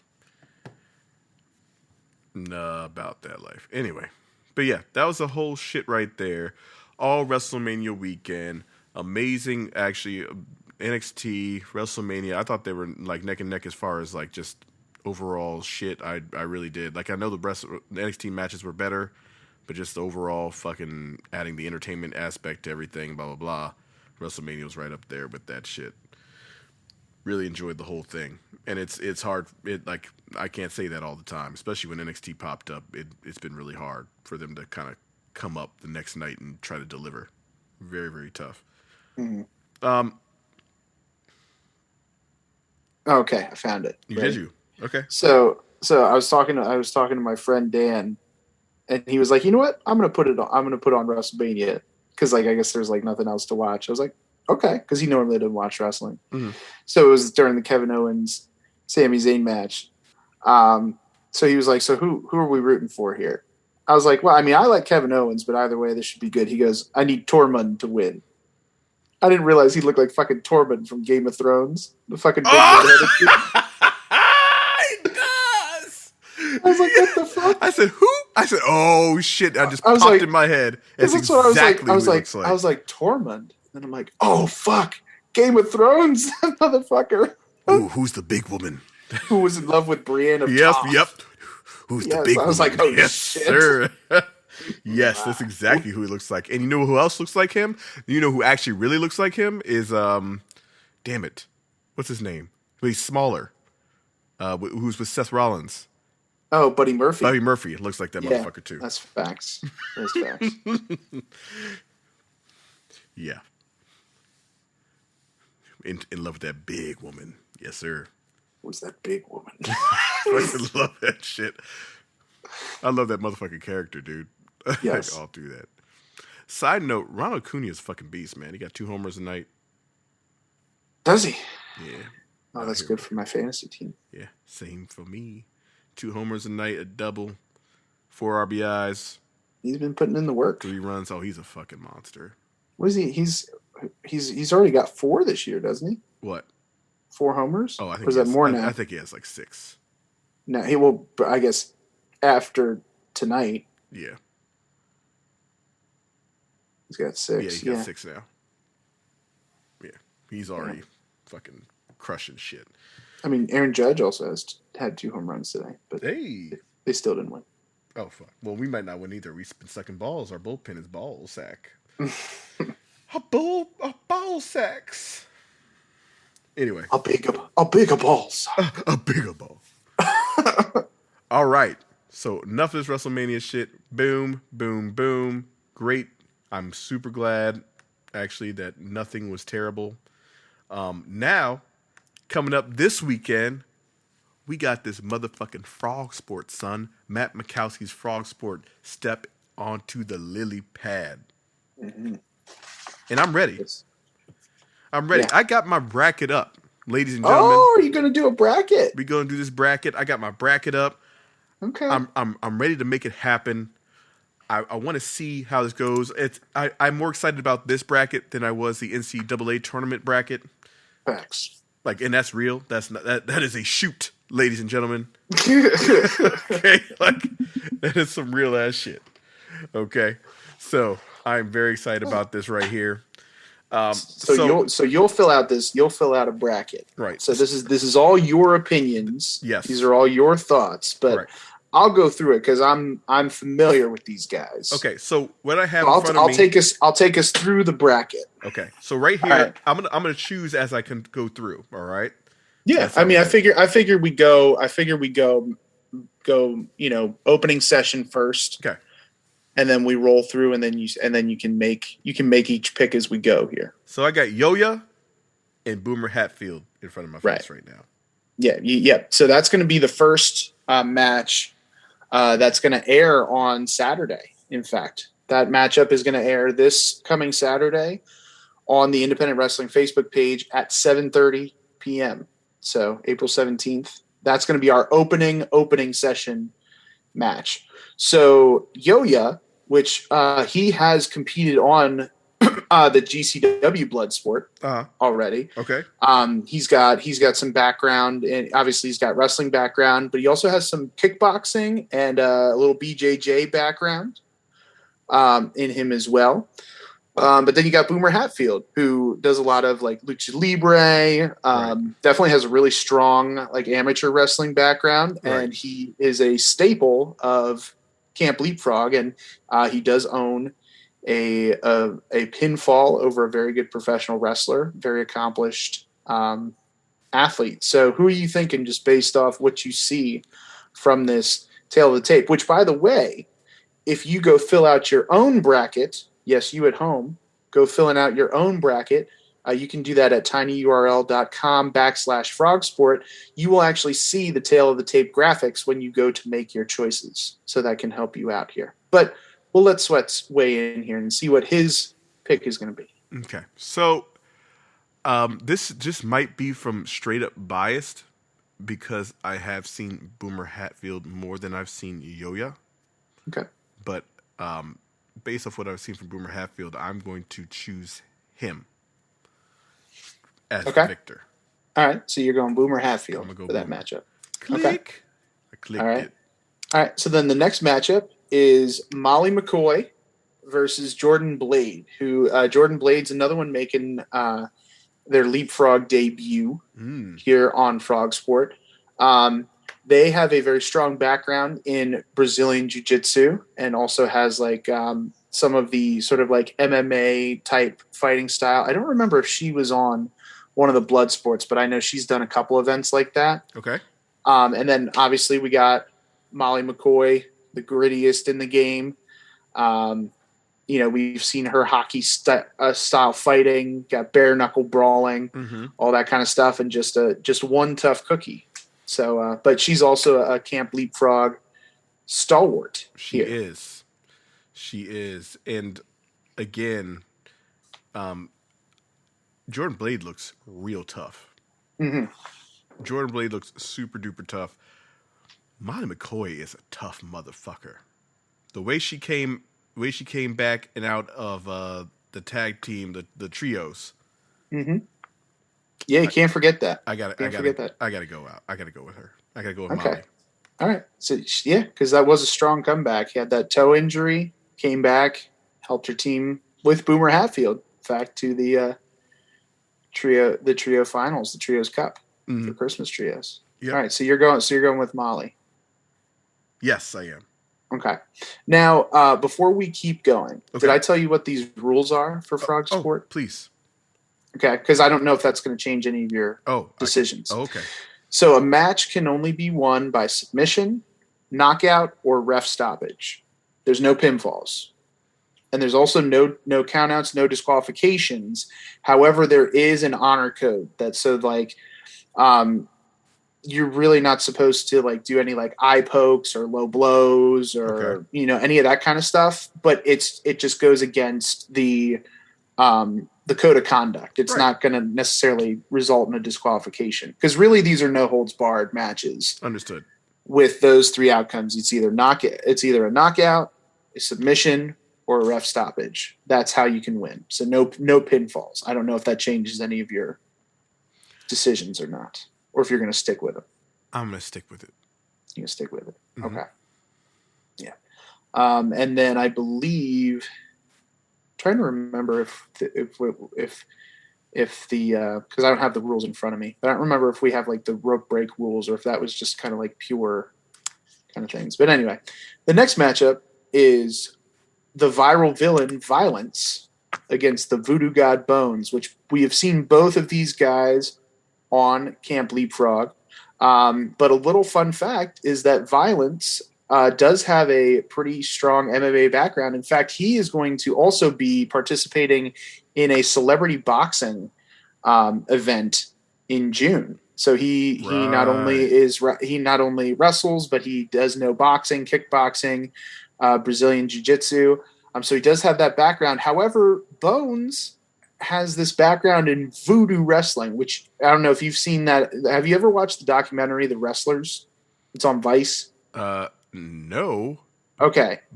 So some of this shit is crazy as fuck because like they would go to different places around the world and look at like these different types of wrestling, and there was a whole episode on like voodoo wrestling, and this shit was like crazy, like ripping hearts out and shit like that. Oh shit. Yeah. Like Kali Ma, like yeah, pretty much like that kind of shit. Indiana Jones.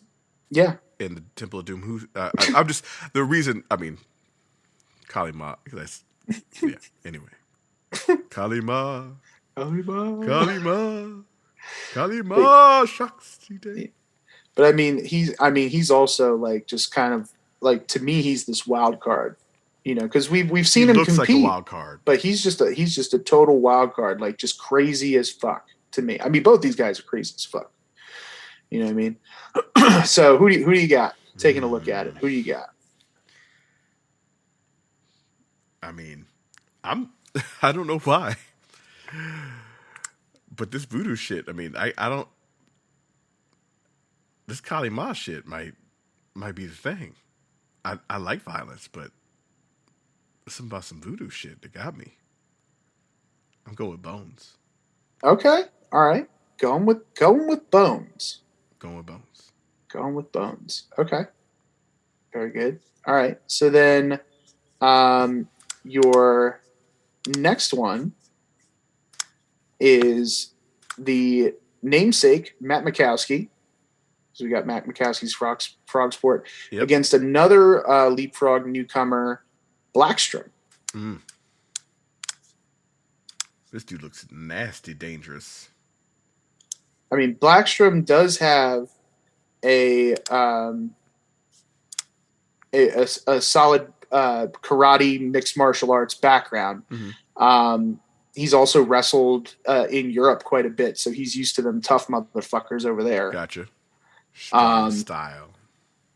Yeah. So I mean, he's very used to that, but obviously Matt Makowski's got former just legit MMA competitor, competed on Bellator, he's done the blood sport thing. He's got that background in all the MMA stuff. That's pretty much his style. So what do you think? Who do you got with this one? Do you got the newcomer? Do you think the newcomer is going to pull the upset here? I do not. I do not. He looks nasty, but Matt Makowski, a nasty motherfucker, man. He is. Every time I see him wrestle. Because you never know. I mean, because that ripcord arm breaker he has, yeah, that's one of the nastiest things I've seen. Right? Yeah. I'm going to go with Matt. This other guy looks nasty, though. That's a tough first opponent for him. It is. It has the makings of a great match. Yeah. I could definitely see that. All right. Okay.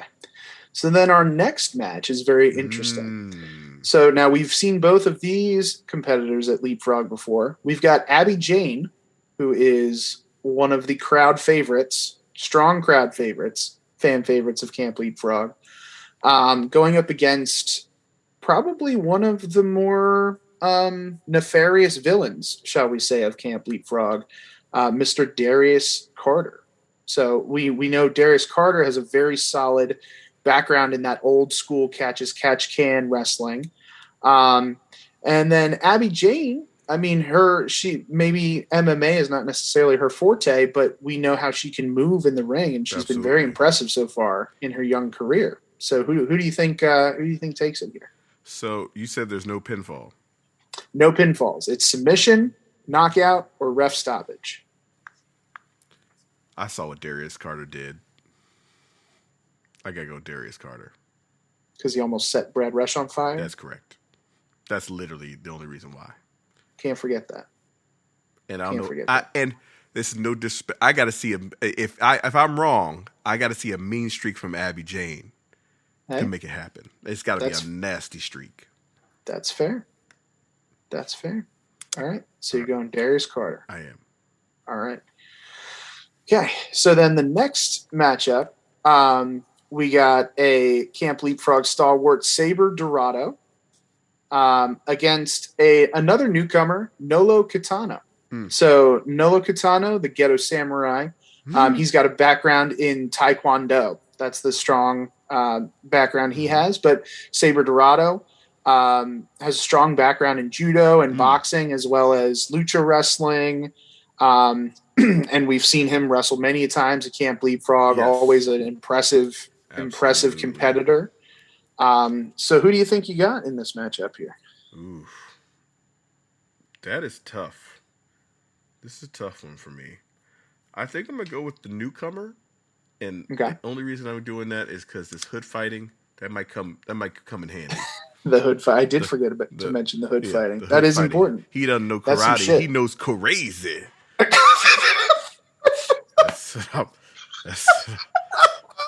That's what I'm talking about.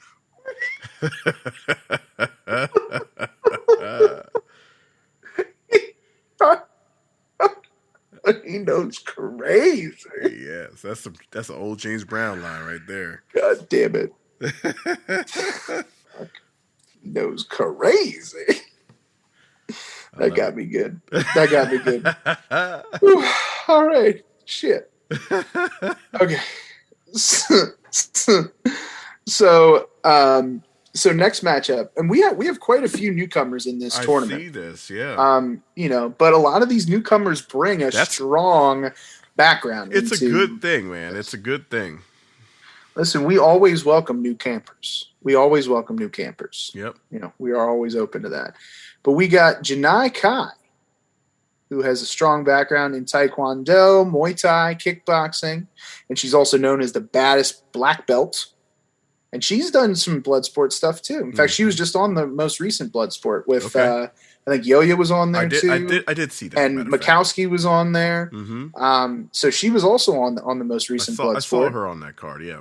Yeah, and she's going up against the big man, the biggest, Big Calix. Now this clearly has size disadvantage written all over it for Janai. As far as Big Calix, because Big Calix is by far our biggest competitor, not only just at in this tournament, but at Camp Leapfrog in general. He is the biggest competitor. So how do you think that's going to match up? What do you think here?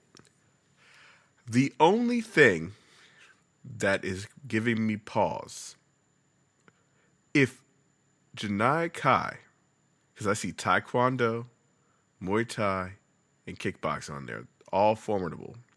If I saw any jujitsu of some sort or some grappling type situations, I think she might have had a chance. I don't see anything like that. This motherfucker's just too big. He's big. Okay. All right. And I think Janai Kai is going down. I think Big Calix is going to win. Now, if she if her background was something else, I might have changed it up. Because I think submission will be the way. Okay, so you think she's got to submit Calix in order to win, but other than that, it's Big Calix. Correct. So, but you're going Big Calix. I am. Okay. I wouldn't be surprised if if there's an upset there though. Okay. So you're thinking that's like the 8-9 seed in the bracket. I do. You're thinking that's like one of those toss-up matchups where it could go either way. Because even though Big Calix is big, the skill set of Kai is very strong, and I don't want to overlook that. Size doesn't always matter. Matters in my world, but maybe not in wrestling. I was gonna say, hey. It doesn't always matter, but sometimes it does. It's not the size, mate. It's how you use it. It's how you use it. What do you? Oh, look at you, a tripod. I love that. I love all of it. That is funny. Shit. All right. And then our final opening session matchup. So the last match of the first round, we've got Travis Huckabee, so Golden Grappler, a staple of Camp Leapfrog. Yep. And there since day one, Leapfrogger, against Jay Lyon, who is one half of the main event, who recently has been featured in 2 AEW matches. Wow. One on Dark Elevation and one on AEW Dark. They were against SCU and FTR recently. Yep. So coming fresh off of 2 AEW matches, Jay Lyon going solo here. But don't be confused. He does have he has a solid background in karate and Brazilian Jiu-Jitsu, Muay Thai. So he does have a little bit of that MMA element to him, even though you normally see him in tag action. But obviously, Travis Huckabee's got a real strong amateur wrestling background. We know he's helped train many different wrestlers, so he's very well versed in the world of wrestling. So who do you think comes out on top? This is a tough matchup. I'm looking at these two, and I think it's very tough. I think.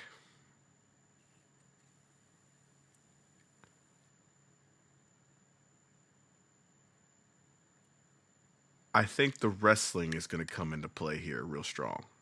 Okay. Because even though I think maybe Jay Lyon might have a background in this karate and BJJ and Muay Thai, wrestling is what Travis Huckabee does.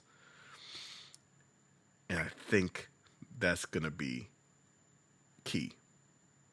Instead of the man of many different skill sets as opposed to somebody who's like perfected that particular craft. So I'm going with Travis.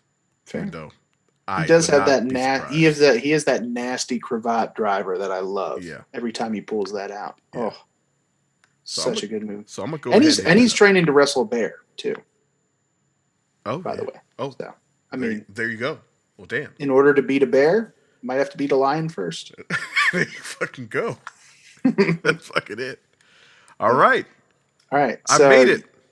You did. You made it through the opening round. All right. So now, with how the bracket shakes out, you've got Boomer Hatfield against Molly McCoy. So the two relatives. Yes. The two relatives going against each other here. Yes. The Pop Art Flyers going 1-on-1 with each other. So who do you think will come out on top? I like Molly McCoy.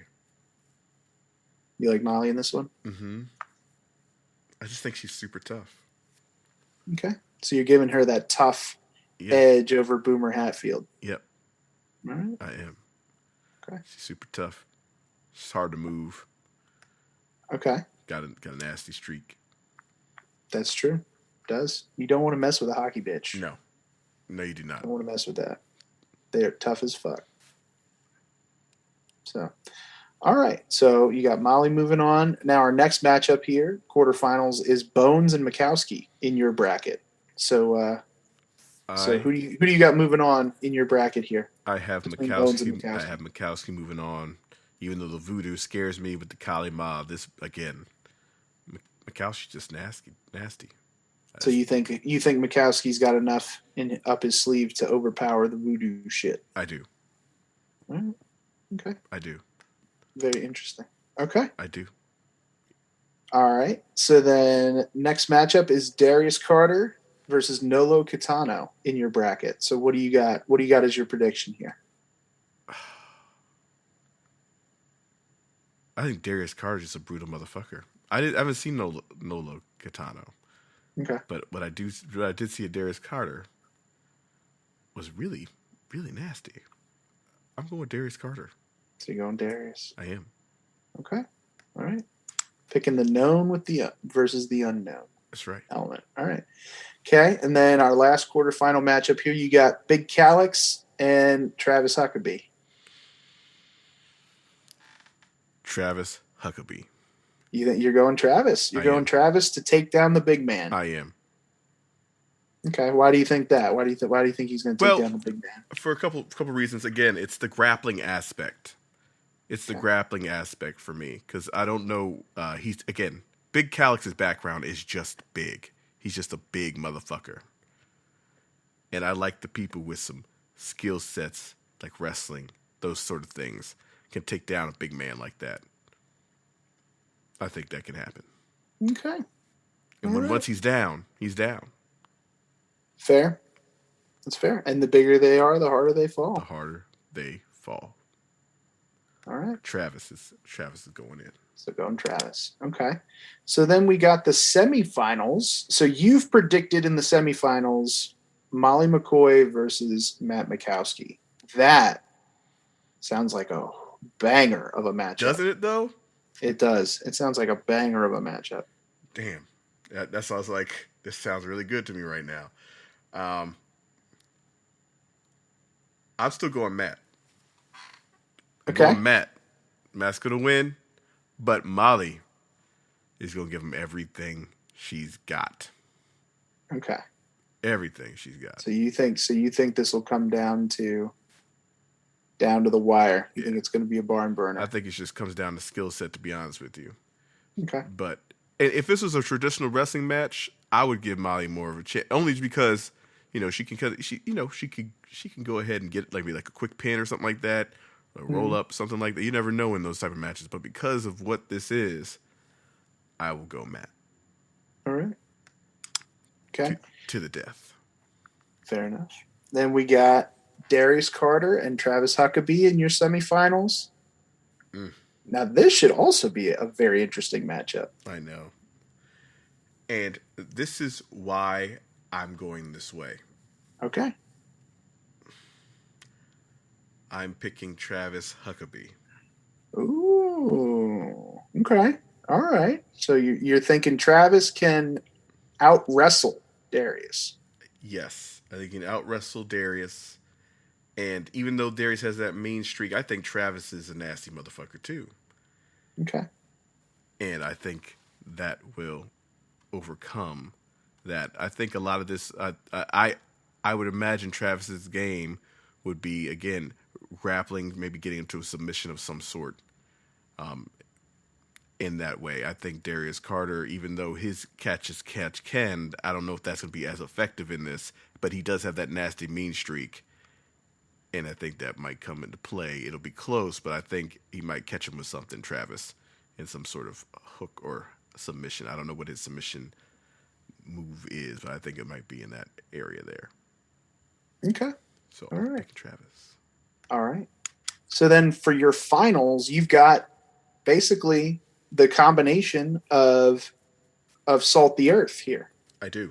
You've got Matt Makowski versus Travis Huckabee, who normally they team up with each other. That's normally right. we've seen them as a tag team all throughout Leapfrog. We just saw them team together at the IWTV family reunion with a very good professional wrestler. That's right. So now we're going to put them against each other here in the finals, or at least you're putting them against each other in the finals of your bracket. I am with my bracket. So now who do you think out of these two guys? I mean, you've made solid cases for both of them so far. What do you think? This is very hard for me. I'm a big Matt Makowsky fan. But I think Travis Huckabee is going to win. Because I don't know if...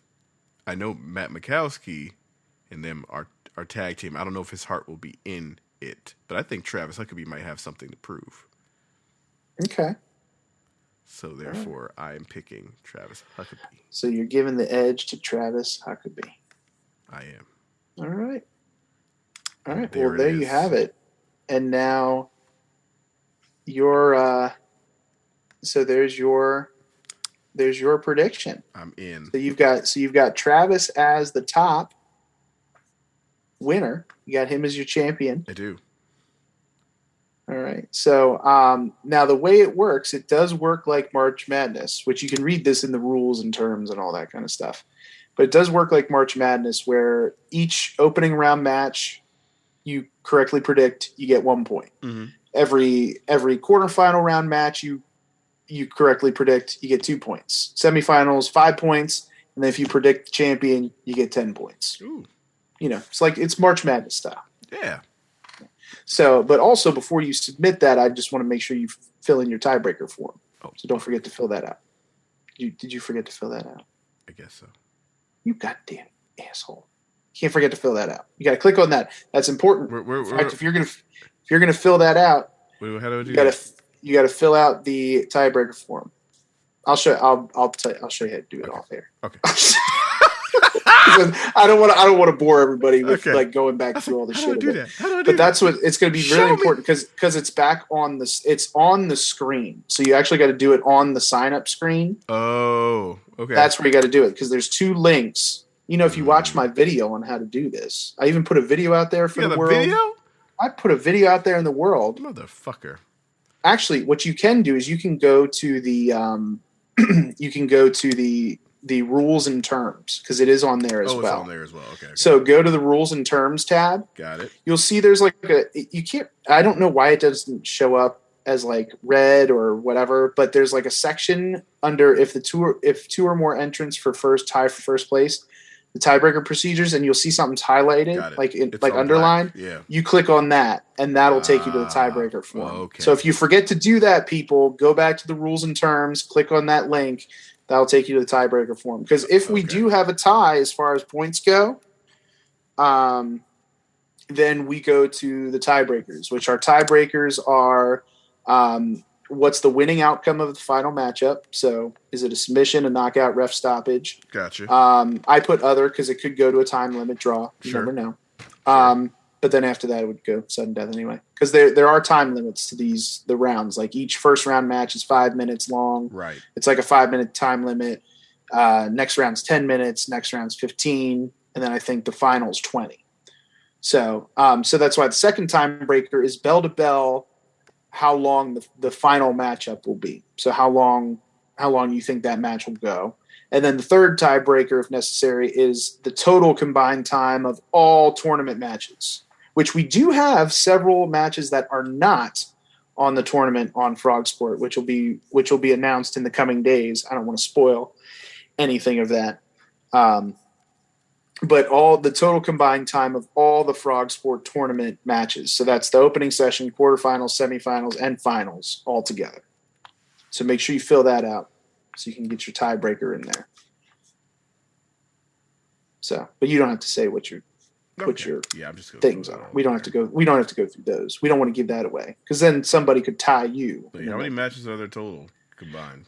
Well, so you got technically you got 1, 2, 3, 4, 5, 6, 7, 8, 9, 10, 11, 12, 13, 14, 15 matches. 16 competitors, so 15 matches. Okay.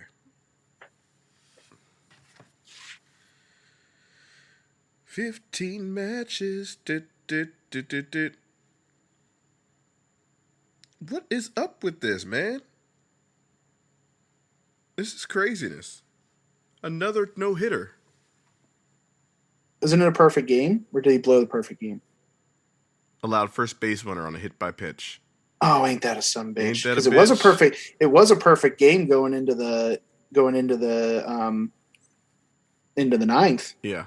3 outs away from a perfect game. Yeah. That sucks. But still, no hitter for Rodon. Yep. Carlos Rodon. There you go. He's Rodon it. He redone it. He's Rodon it. I gotta do mathematics. Are you trying to figure out how much time? Yeah. Okay. All right. I think I got it. Figure out all that time.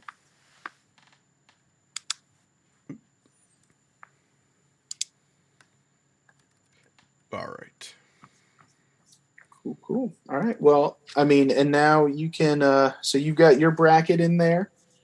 You're all set for Frogsport. So now what you're going to have to do is tune in. Start tuning in. Hell yes, I am. Because what you could do, because when you enter for the Frogsport Bracket Challenge, the grand prize winner gets a 90-day subscription to IWTV. You're gonna get a gift card that's worth a 90-day subscription to IWTV. Oh hell yeah! For whoever wins. Well, that's awesome. The bracket challenge. So you are now in the running, my friend, to win that subscription. And this is what's great is in real talk. I have no idea what's going to happen whatsoever. Nope. Literally none.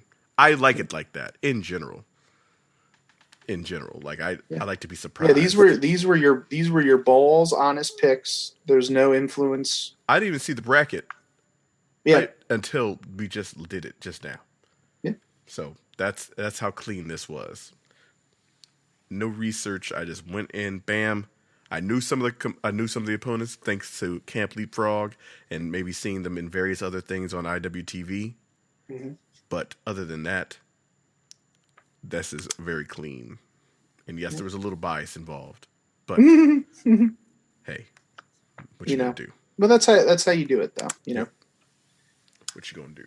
You always go into those things with a little bit of bias. Absolutely. I always pick the fucking Falcons every week, and I know they're gonna lose. So what the fuck? This is facts. I pick the Patriots. I pick the Patriots every week, even though I know I'm like they're probably gonna lose. I can never pick against my team, so that's the bias. There it is. Oh man, but that's awesome. I cannot wait. Frog Sport is coming to you very fucking soon. Saturday's first one. Yep, the very first opening session match is this Saturday. On the Independent Wrestling Facebook page at 7:30 p.m. And then it's going to continue all week until next Saturday. So every day from starting this Saturday, every day at 7:30 p.m. Eastern Time is going to be a new opening round matchup on the Independent Wrestling Facebook page. And if you want to see the schedule of it, you can go back and look at the bracket. It actually has what matchup is going to be on what day. Mm-hmm. So if you know there's a match you definitely don't want to miss, go check out that bracket. It's got the schedule on there.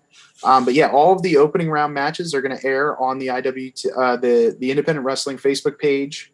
They all start at 7:30 p.m. Eastern Time. But it's going to be one a day. So starting Saturday, it's going to go Saturday to Saturday, match every day.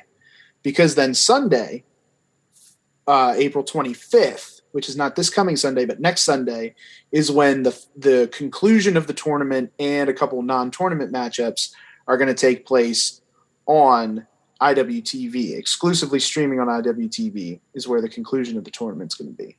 And that starts at 8 p.m., which will have opening swim happen beforehand on the Independent Wrestling Facebook page as well. Excellent. All right. So, yeah. This is going to be, I love wrestling. I love this shit. This is great. This is a great concept that was thought of. So just can't wait for that. So just kind of get into everyday sports and entertainment news. I'm just going to go ahead and run down some stuff. Obviously legend, hip hop artist Dmx passed away of a heart attack induced by drug overdose. He was in a vegetative state for a couple days before he had died. Super sad, considering he was trying. He's been in rehab. He's done these things, and he had his overdose. So that sucks. That's just reality. That's a hard cold reality. Like as far as all those things are concerned. But DMX was one of my favorite rappers growing up as a kid. 100%. I had a couple of the albums. I had his first two, and then I had the Rough Riders Volume 2 album, I believe, around that time. So he had his whole crew. He had Eve. He brought Eve up and a couple other cats in that whole crew that kind of were in their locks. There's a couple rappers in that crew with him. But yeah, DMX, rest in peace. He's one of those GOAT rappers with the iconic voice. He goes through the arf, arf, all that shit. What? Yeah, just that like gritty, like, yeah, I don't know how to describe it really, but like that, like gravelly, that bristly like, sort of, yeah. It was very unique. Yeah, very, very unique. Very yeah, he was really a one of a kind. And if you ever listen to any of his music, he told stories. Like, he really did. Like, he told stories in his hip hop, which is, I think it's really like a lost art, to be honest with you. Absolutely. Just telling a story, like a true story, not like he might be telling a story in the song of some sort, but he's actually like telling a story. Like, he's a storyteller in his hip hop, which I think is awesome. Yeah, DMX was the shit. Love some DMX. He still has one of my favorite lines ever. What's that one? In rap. Is in Party Up. Who's gonna find you some old man fishing? I fucking love that line. You find some old man fishing. No, that's a whole. What's so funny is that song is probably one of my least favorite DMX songs. It's still a fun song to dance to and shit and rap, but it's like it's actually one of my least favorite ones. But it was a bop, Oh yeah, and everything. I mean, it was, but like I'm saying, like, as far as like just specific like of those one-liners, like, I just thought that was so creative. Like, who's gonna find you some old man fishing? Like that's just fucking funny to me. Yep. Like, just the imagery it provides. You know what I mean? And I think that goes along with what you were saying as far as like telling the story, like the imagery of his words, like the fact that that's what he comes up with, and then like you picture that, you just like picture some old dude fishing and finding a dead body. Like, fuck, like who, like, that's to me that's just incredibly creative.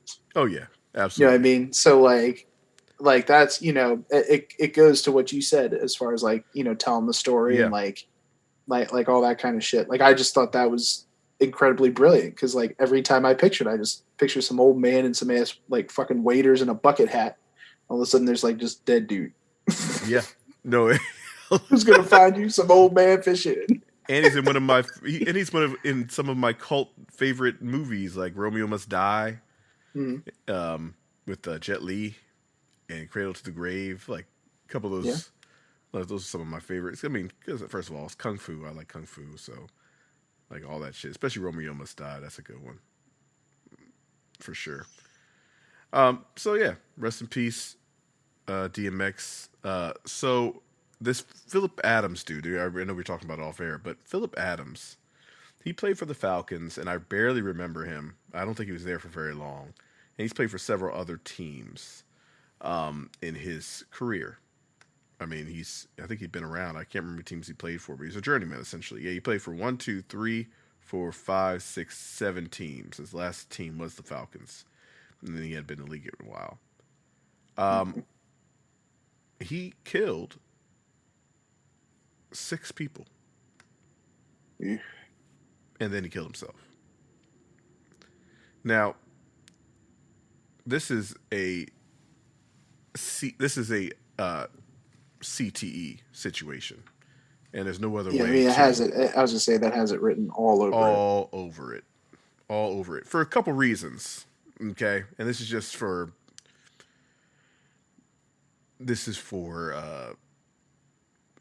I guess, a stereotype, but black people don't commit mass shootings like this. Like, they just don't. That's not what. It's facts, though. Like, it's not a typical thing. Like, they just don't. They don't do it like that. That's not how that works. Usually in the community like that. So yeah, they don't go ahead and just randomly kill 6 folks and then kill themselves. That's just something that doesn't happen in the community like that. Now, having said that, like, you know, you never know. But if you could put the football background into place, you know, and then add in whatever, like, throughout his career or whatever is going on in his life, like, that could absolutely be CTE. I will be absolutely shocked if there's nothing wrong with his brain when they go in and look at it. Like, it's just super sad. And that happened, I think, literally the last week, like right after this happened. Like, you know, right after we turned off, like, that it happened either that day or right before the day. I didn't hear about it because I didn't have time to look it up, I don't think. But man, that's like craziness. It literally happened the 7th, so it was like last week. So I don't know how I missed that. Either it didn't even get reported till later, or it didn't happen until we were done recording. But yeah, or during our recording, not sure. Right. So, but that is super sad. I feel bad for the families of the 6 that are dead, and including his family himself. That is very sad. Just a very sad incident, and it's just heartbreaking. It really is. It's just heartbreaking to see that, and even, like, you know, all those things. It's just not great. Britt Reed is the son of Andy Reid, and he's been charged with I guess reckless driving. I can't remember what it was. It's not much more than reckless driving, but driving under the influence or whatever. Yeah. It depends on how much they think he. It depends if they're going to make an example of him or not. Like, essentially, to see how much he's good. Because I mean, he could get off with, like, I think either very little jail time or no jail time at all. But he can. I think it's up to 7 years in jail or something like that for that. I think he should get, like, I think he should get a good amount of jail time for this nonsense. But, you know, that's just me. Yeah, I mean, yeah, because it's just not a smart decision to do what he did. No. You know, and then the fact that, you know, some innocent child is a victim of it, like, that's. Yeah, it's heartbreaking. Like, I understand people make mistakes and people have their own issues and shit like that, but, like, you know, when it affects an innocent child like that in a way, like, you know, there's no way of avoiding any kind of consequences with this. Like, something needs to be done.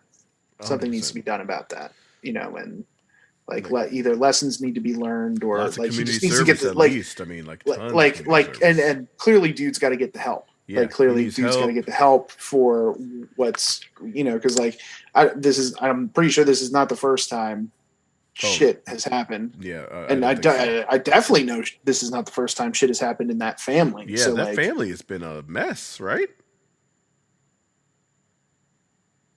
I think it has. Yeah, I mean, well, yeah, because isn't his other son dead? Yeah, right. Yeah, because I'm pretty sure his other son died of drugs or something like that, right? Wasn't it something like that? Yeah, I don't remember, but yeah, I think it's something like that. Something craziness. Let me see. Yeah, accidental drug overdose, 2012. Yeah, I don't know what's up with that family, man. So, like, and that could be a direct impact on this kid. Like, to be honest with you, like, absolutely. I mean, absolutely could be seeing your own brother go through that and die. Like, you know what I mean? Like, that's no easy thing to do. Like, and it's not like, and this is not a knock on Andy, but, like, he's an NFL head coach. NFL head coaches don't have a lot of time to spend with their families, and that's the reality. Like, NFL head coaches, that's a lot of that. Yeah, but I mean, I don't. you don't know. I don't know for sure. Yeah, You know what I I'm mean? just saying. I just put it all I don't together. want That's to. all. Yeah, sure. I mean, it makes sense because, between the one kid having issues, the other kid overdosing, you would think there may be some kind of correlation with that. They're Who also part of knows? the Church of the Jesus Christ and Latter-day Saints. Didn't know that. That's their religion. They're part of the Mormon church. That's interesting.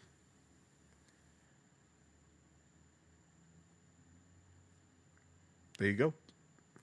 Did not know he was Mormon or his family. He was Lutheran. But he met his wife Tammy. He became Mormon. Had lots of kids. So there you go. We can unpack that how you please. Yeah, take it for what you will.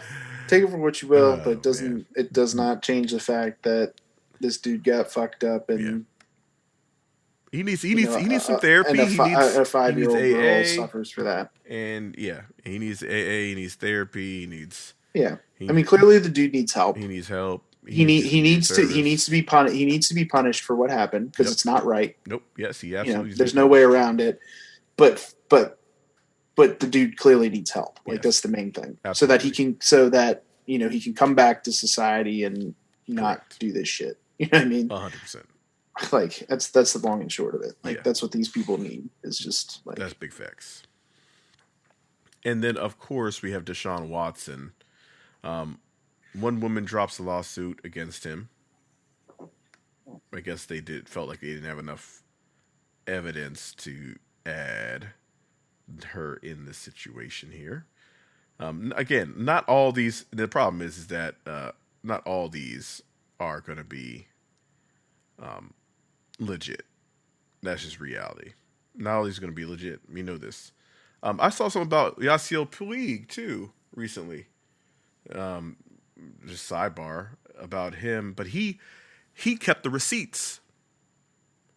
I mean, he kept all the messages and everything from him and this lady. Apparently, this lady was trying to hold him up and try to get some money out of him or whatever. And he's like, "Nah, I got all the messages, all the things that we have." Gentlemen, Yasiel Puig is a genius. All my dudes, if you're not sure, make sure you save it all. Save everything that you got, especially my athletes and my celebrities. If you're not sure, save all that shit. If you're going to meet up with a girl, make sure you have in writing, whether it's on text or whatever, that she is down DTF. That's why I don't delete shit. Yeah. Don't you do it. I don't delete any messages. Don't delete it. Show proof. I don't delete emails. Since I've been single, I keep everything. I put in a little archive. A little archive of messages from ladies past since I've been single. Because the reason why is because I got to have proof to know that everything is everything.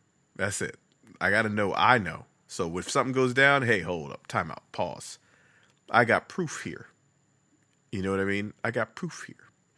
And it's not asking a lot. So and this is the reason why I'm saying this.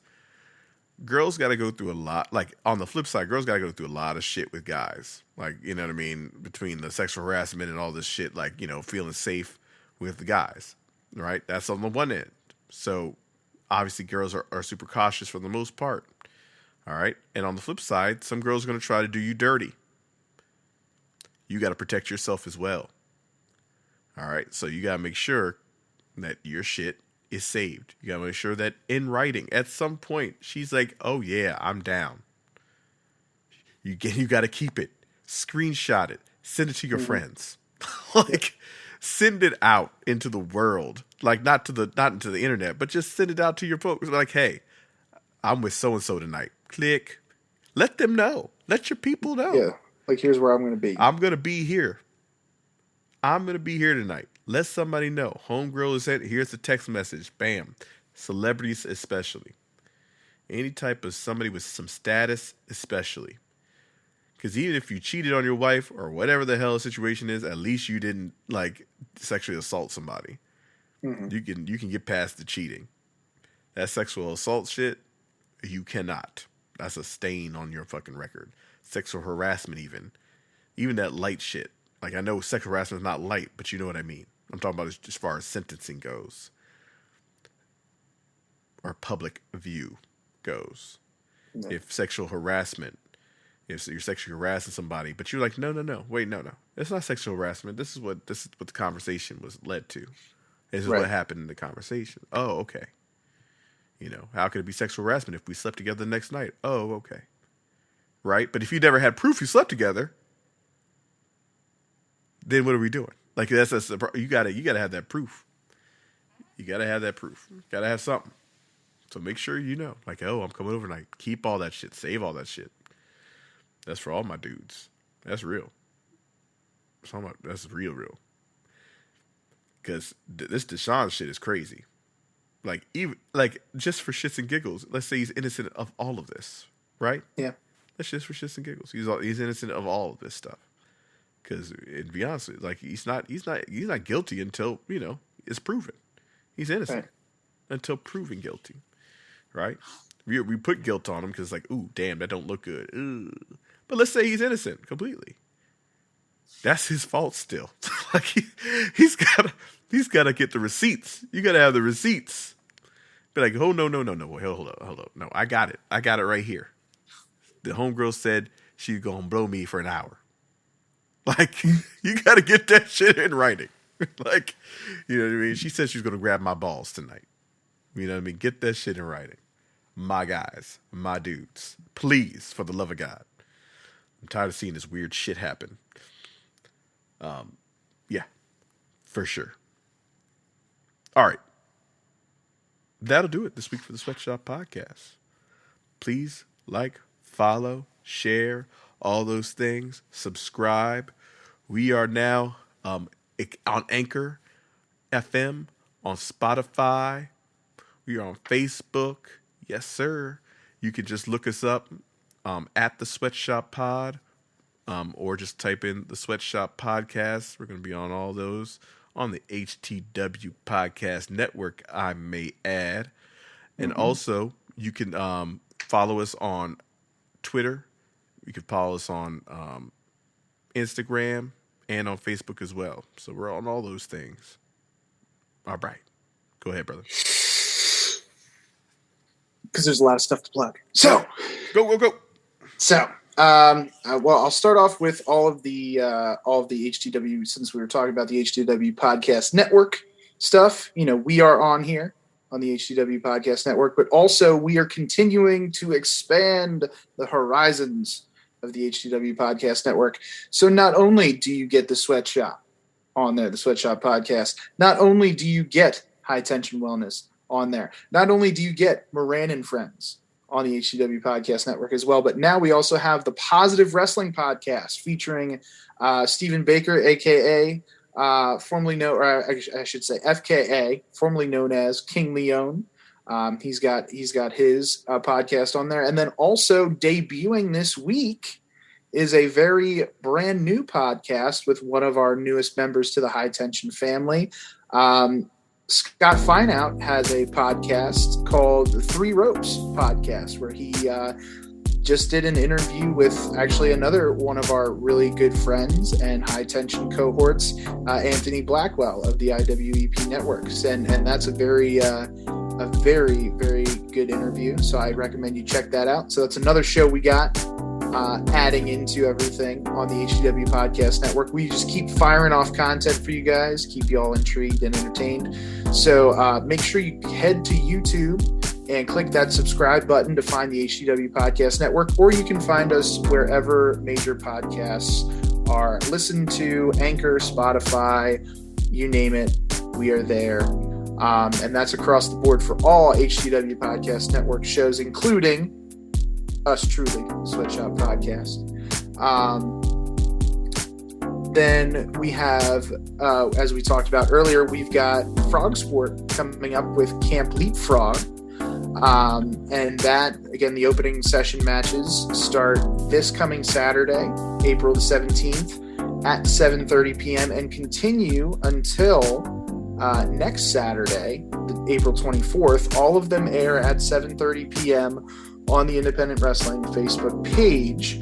And then we have the conclusion of the tournament and some other matches on Sunday, April 25th, exclusively on IWTV, which if you are not a subscriber to IWTV, first of all, what you waiting for? Second of all, get that promo code Leapfrog, gives you a 5-day trial.